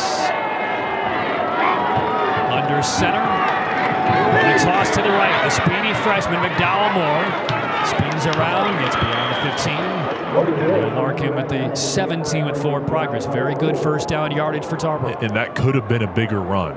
DJ Joyce, the freshman, who's come in for Derek Dandy, has been huge today. Watch number 22 keep the outside free, the outside arm free, and force McDowell Moore back inside. And again, got positive yards, but the outside was wide open. Quick handoff here as a counter play. This will be enough for first down. There's some churning. Second effort yards for Tarboro. The 26-yard line, first down carry there once again by McDowell Moore. He doesn't look 14, does he? He's special. I mean, just project how good he's going to be throughout his career. And now instead of letting the clock run down to end of the third quarter, Tarboro needs to maximize every second they can. Good play here. Satterfield shot down around the 30-yard line just as that play was about to break into the open field. I like how Tarboro moving quicker, though. They feel the urgency to speed to the line of scrimmage. And that will draw the third quarter to a close. A little bit of life for Tarboro, but still a fairly large mountain to climb to make it 3 straight state titles. Is there magic left for Jeff Craddock's Vikings? Mount Airy after 3, leading 20-7.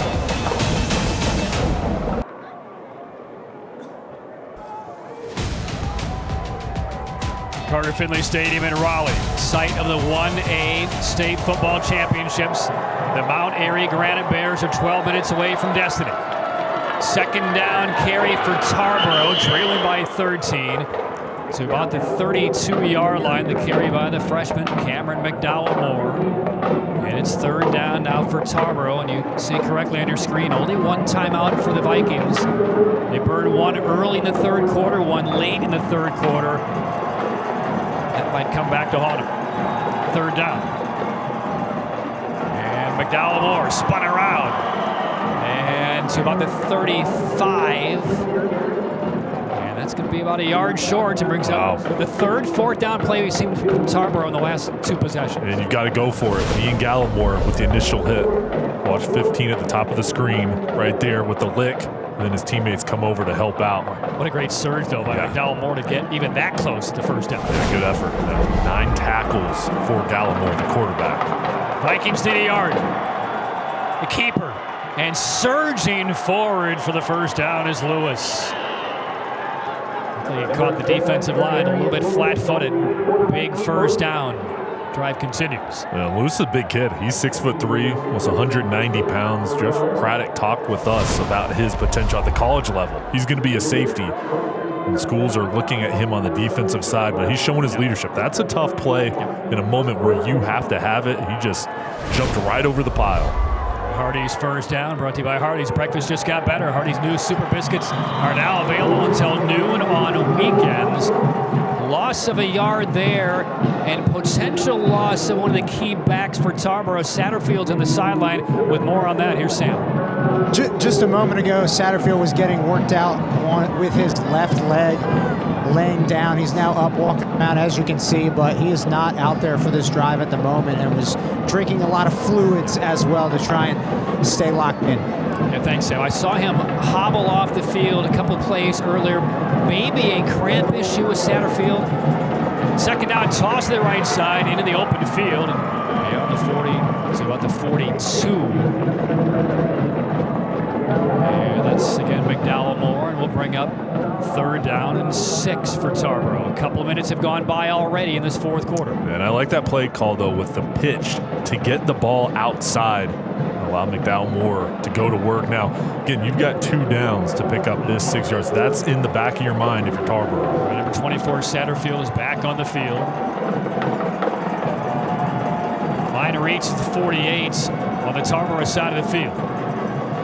Lewis, quick give. And that's going to be a couple of yards short, and it brings up yet another 4th down for Tarboro. Tremaine McDaniels on the carry.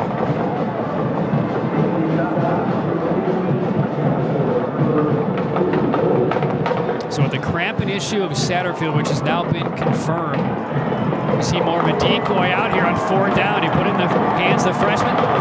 You need 2. Toss, McDowell Moore sprints to the outside, moves forward, and gets tackled forward enough for a 1st down. It looked like the pursuit was there. They almost had him wrapped up. Initially, it looked like it was going to be easy. Look at Caleb Reed just fighting to the outside. Gallimore comes from the backside, but it was just that initial push, surge, and then the tough running ability of McDowell Moore to get just enough. Another Hardy's 1st down from almost midfield. And 1st down carriage, once again, tumbling beyond the 50. McDowell Moore for a couple. This is a tough offense to prepare for. I mean, these defenders are having to look at these ball carriers with the fakes of Lewis and the counter plays, different guys looking like they're going to get it, but they've been disciplined, had good technique for the most part. Been at the right position all day. Clock stopped at 8:20, and I think there's just an injured player going up the field. It's McDowell Moore. So the freshman running back is now to the sideline. Now, if you're Mount Airy, this is almost like prevent defense against the Tarboro team. As long as you don't give up the big play, you just force Tarboro to go 12 more plays down the field, take up time, because you're up by a couple of scores. 2nd down carry for a couple of yards to the 45 of Mount Airy. But again, this is going to take off 30 seconds off the clock. And you said it perfectly. I mean, of course, you want to get a stop here. It's tough, though, because you know Tarboro is going to go for it on 4th down. So you've got 4 downs to not allow 10 yards. But this is working into your hands. I mean, this clock, there's not much. This is it. This is the last ball game of the year. State championship on the line, and Mount Airy's forcing Tarboro to churn things up and win this game. Tackle for a loss against McDaniels, and that's going to bring up 4th down. And the Granite Bear fans can sense it. Cameron Webster, number 59, the surge, beats the block up front. Watch him on the left side, go inside, then beat another man to make the play. That is so tough. Good recognition, physical once he made contact. Because the issue right now for Tarboro is Satterfield dealing with cramps. McDowell Moore was off the field the first couple plays. He's back on now. It's 4th down, and it's everything here for the Tarboro Vikings to try and win a 3rd straight state title. A botch snap. The ball comes loose, but whistles before, I believe. Mount Airy thought they forced a loose football, and Tarboro had called a timeout just before the snap. Goodness. So a 4th down moment for the Vikings. On edge when we come back.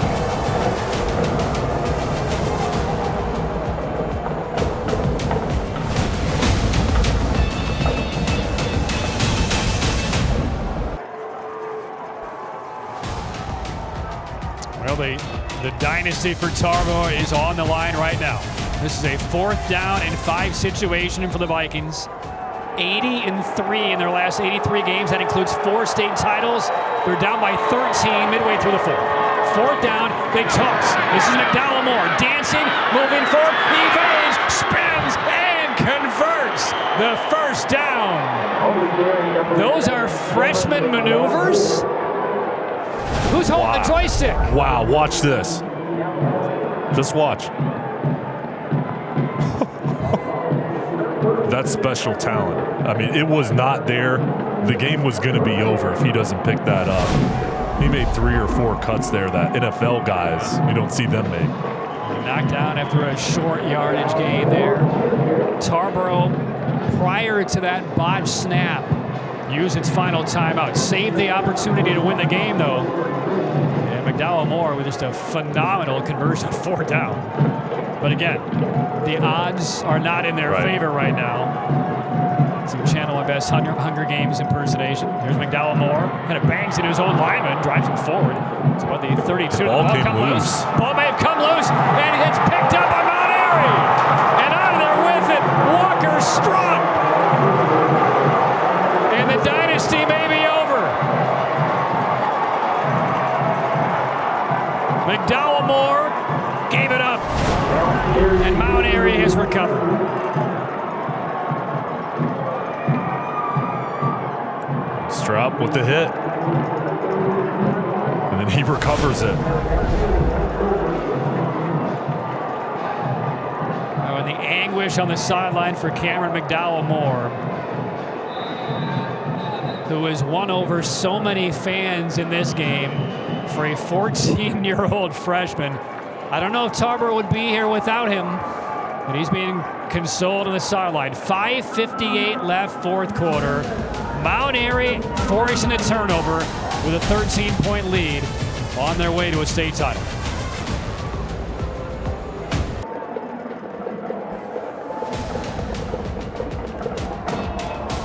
Midway through the fourth quarter, Mount Airy has just forced the second Tarboro turnover of the game, and it might be the end of it for Tarboro's reign. 20-7, Mount Airy. First down from the 32-yard line. The Vikings are also out of timeouts. So it's all about ball protection here for Mount Airy. Big run on first down. This is Tyler Mason, of course, inside Viking territory. So on the 45, that's 23 more for Mason. An outstanding block. I've called his name a couple times. Logan Fonville, number 1, helps spring Mason. Watch number 1 here, just fighting downfield to clear another lane. This offense has been working so well. Look at the offensive line up front. They seal off the edge and allow Mason, who's so athletic, to get to the edges. He's been able to do it all game long.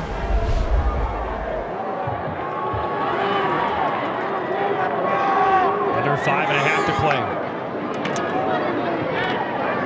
Gallimore for a couple. And again, Tarboro helpless to stop the clock. If you're a Viking, you're doing whatever you can to strip the ball, give your offense a chance, create a turnover. And this is tough because you know over on the other side, if you're carrying the ball, you're holding with 2 hands, and if you feel somebody holding you up, you're just trying to get to the ground. You do not want to give the ball up to this defense. And now we'll see Gallimore and his mathematical skills with the play clock right in front of him. And the facing of the back of the end zone, working down the clock, inching Mount Airy to a title. Second down. Ball snap with 5 on the play clock.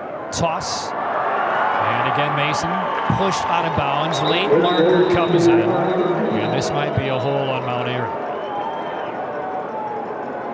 And it is.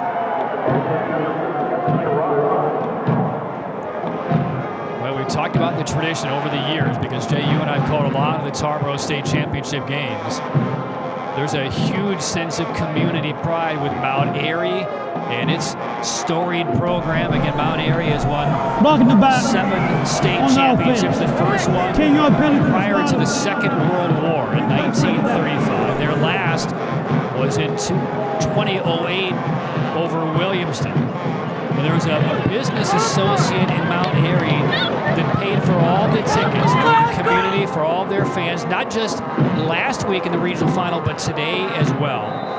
And these are kids who are the sons of kids, the nephews of uncles, the sons of grandparents who have all come through the Mount Airy program.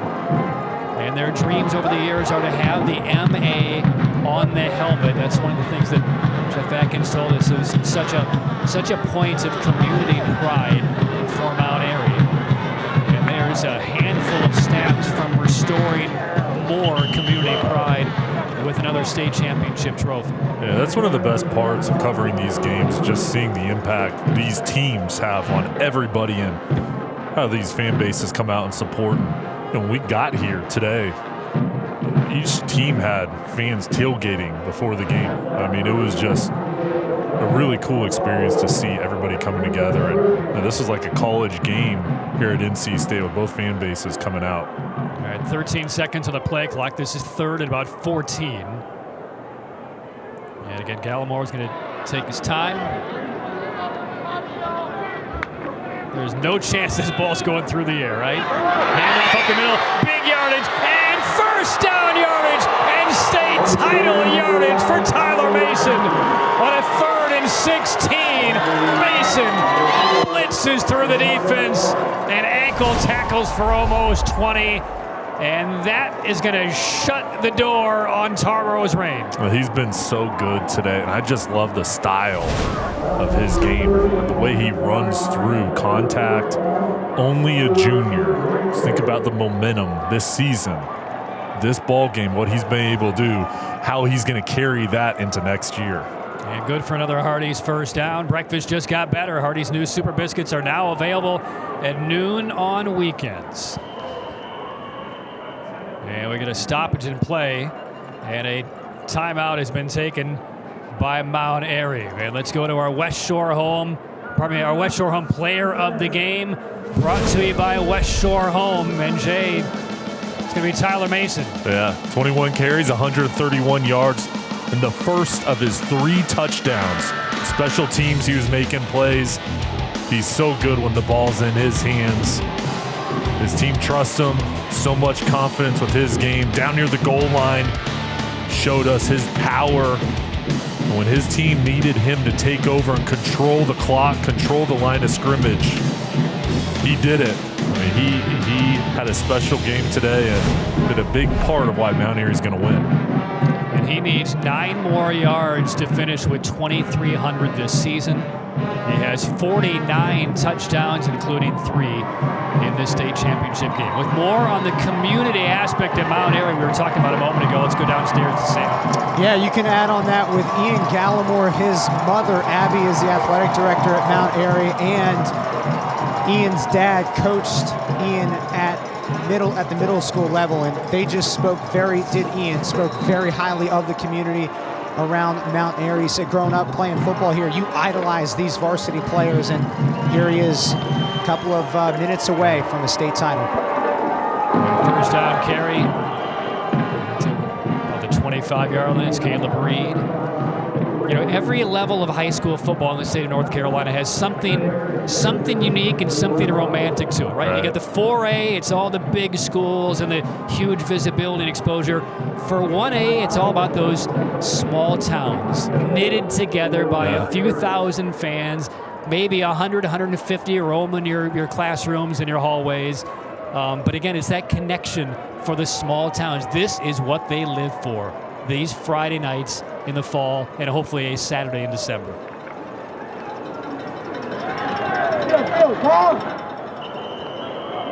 Couple of yards, brings up 3rd down. You just think about these kids too. How fun is school going to be on Monday? It's going to be good to be a football player. I would wear my jersey to school on Monday. I mean, Gallimore's mom is the AD for crying out loud. They may just cancel classes and celebrate because they will. They're about to. No, they're not going to wait till Monday to have fun. They're going to have fun right now. How about that? That's great. Inside 2 minutes. They can feel it.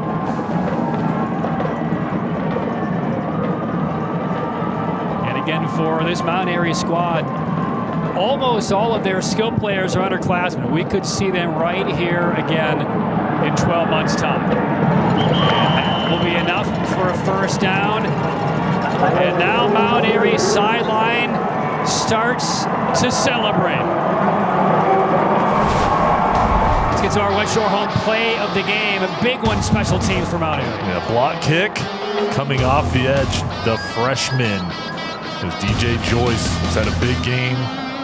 This was a critical point in the ball game to set up the offense with field position. And that's what really put Mount Airy in the driver's seat. And there's the man, DJ Joyce.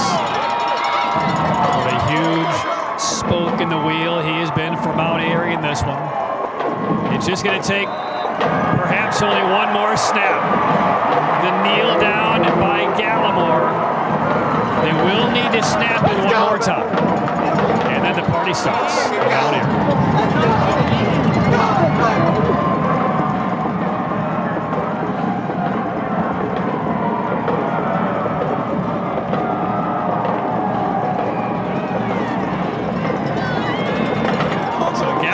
Smith Jr. one more hug before he goes under center to take one last snap. The game clock is down to 15. The snap they will remember for ages for Mount Airy. The right knee down by Gallimore flings the football to the moon. And the dynasty is done for Tarboro. Mount Airy with its 8th school state title and its first in 14 years. A 20-7 victory for Mount Airy over Tarboro.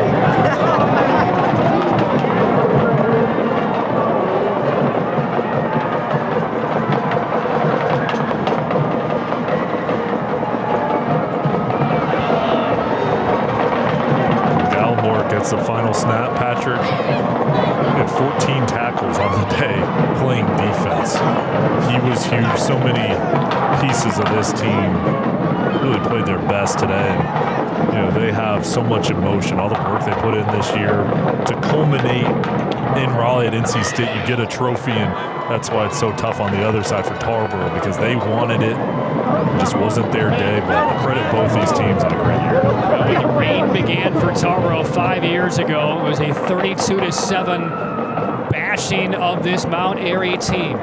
Nobody from that Granite Bear program remains on the field, but they exercised the demons today, and make no mistake, it was a dominant performance by Mount Airy. They did not back into a title. This is a comprehensive, undisputed victory for Mount Airy over Tarboro. And the handshake line in midfield. So the Vikings finished 13-2, just their 4th loss in 6 years. And Mount Airy caps a stunning state championship, 15-1. Sam Hyman now down with a championship head coach, J.K. Atkins. A very happy Coach Atkins. 2017, Coach, your team played in this state championship game and lost to Tarboro. You avenged that loss tonight in impressive fashion. How did your team get it done here this evening? I thought we got it done with guts, to be honest with you. I mean, they did a great job of getting after us in the third quarter, and we were sucking wind a little bit. And our guys dug deep. We had some guys playing through some injuries. A lot of freaking guts, to be honest with you. Dedrick Dandy goes down early in the game, but DJ Joyce steps in. What type of performance did he show you out there on the field? Listen, we had 2 freshmen that started up front defensive line. Well, didn't start, but DJ played the whole game pretty much. And, you just never know. You got to be ready. I thought those two kids did a tremendous job. And, man, it was so fun to watch that. That was great. How does this moment feel for the Mount Airy community? This is big. This is something that will be talked about for a long time. I'm so happy for our school, for our community, but most of all for those players and coaches. That's a special moment that these guys will remember for years to come. Soak it in, Coach. Congratulations to you and your team. Yes, sir. I appreciate it. Thank you. All right, Patrick, back to you. All right, thanks a lot, Sam. One guy who walked the hallways at Mount Airy High School, Andy Griffin. And he is remembered there. J.K. Atkins has just cemented his history in just year number 5 on the sidelines for Mount Airy as the Granite Bears knock off the 2-time defending champs and win their 8th state championship. Mount Airy 20, Tarboro 7. We'll come back with a trophy presentation next.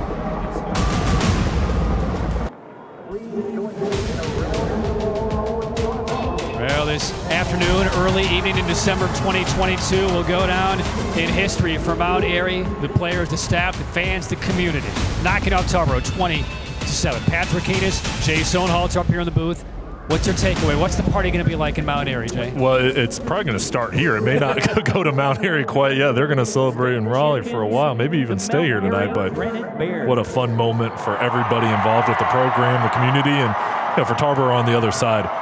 What a great year they've had. They will be back, and both these teams are young and have bright futures. But what we saw from J.K. Atkins and Mount Airy, Tyler Mason, the standout. The defense was absolutely 5-star, top-notch.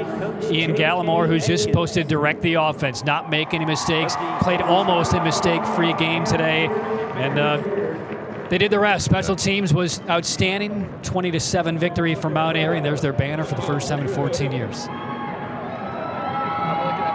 And for J.K. Atkins, remember, he started his high school coaching career when he was a college student at Watauga. This is the first time he's ever had a chance to be a head coach in a state title game.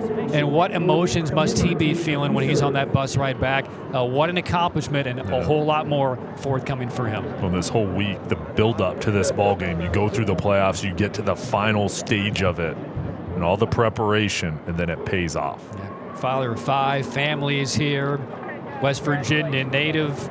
All he ever wanted to do was coach high school football. And how about that embrace with his quarterback, Ian Gallimore?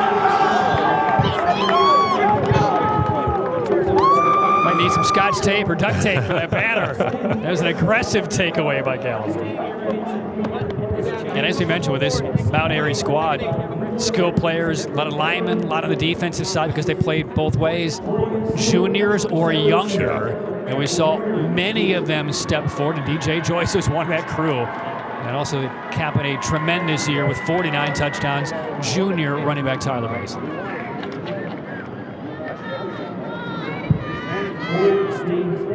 And now the Tarboro Vikings receive their hardware for just another campaign, right? Every year you pay taxes. Every year Tarboro plays for a state title. Nothing to hang your head about with the Tarboro Vikings and their program and their effort. They were outmatched today across the board by this Mount Airy squad, but it's rare. Well, amazing group, 13-2 on the year with only 12 seniors. I mean, this is a group, when we talk about underclassmen, this is freshmen and sophomore. I mean, it's not like they're loaded with juniors as well. This is a group that will be back, and this experience this season will really help them this offseason. It's two dominant programs that, year in, year out, they do it the right way. They win big, and they win state championships, and this year, it's Mount Airy's turn. All right, well, let's join the public address announcer here at Carter Finley Stadium for some live sound as the celebration and the trophy presentation on the field continues for the state champion Mount Airy Granite Bears. The Outstanding Offensive Player Award goes to number 25, Caleb Reed.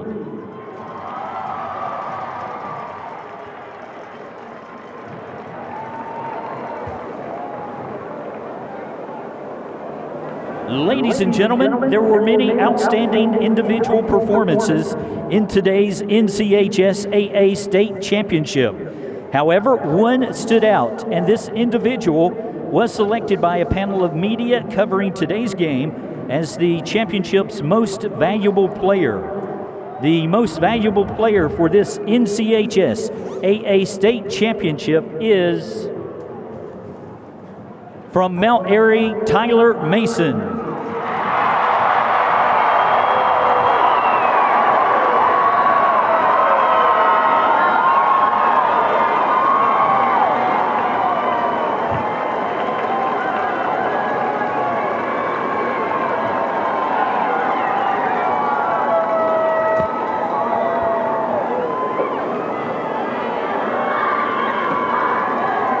Thank you for attending this year's NCHSAA Football Championships. We ask for your assistance in picking up any trash in your seating area.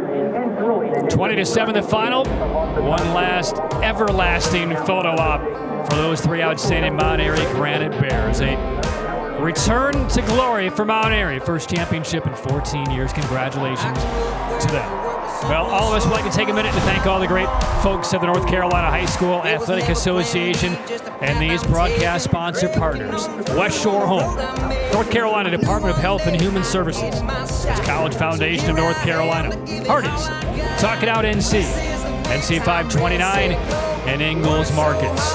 All these sponsor partners, through their contributions to the program, make all of these championship games possible for our viewers at home.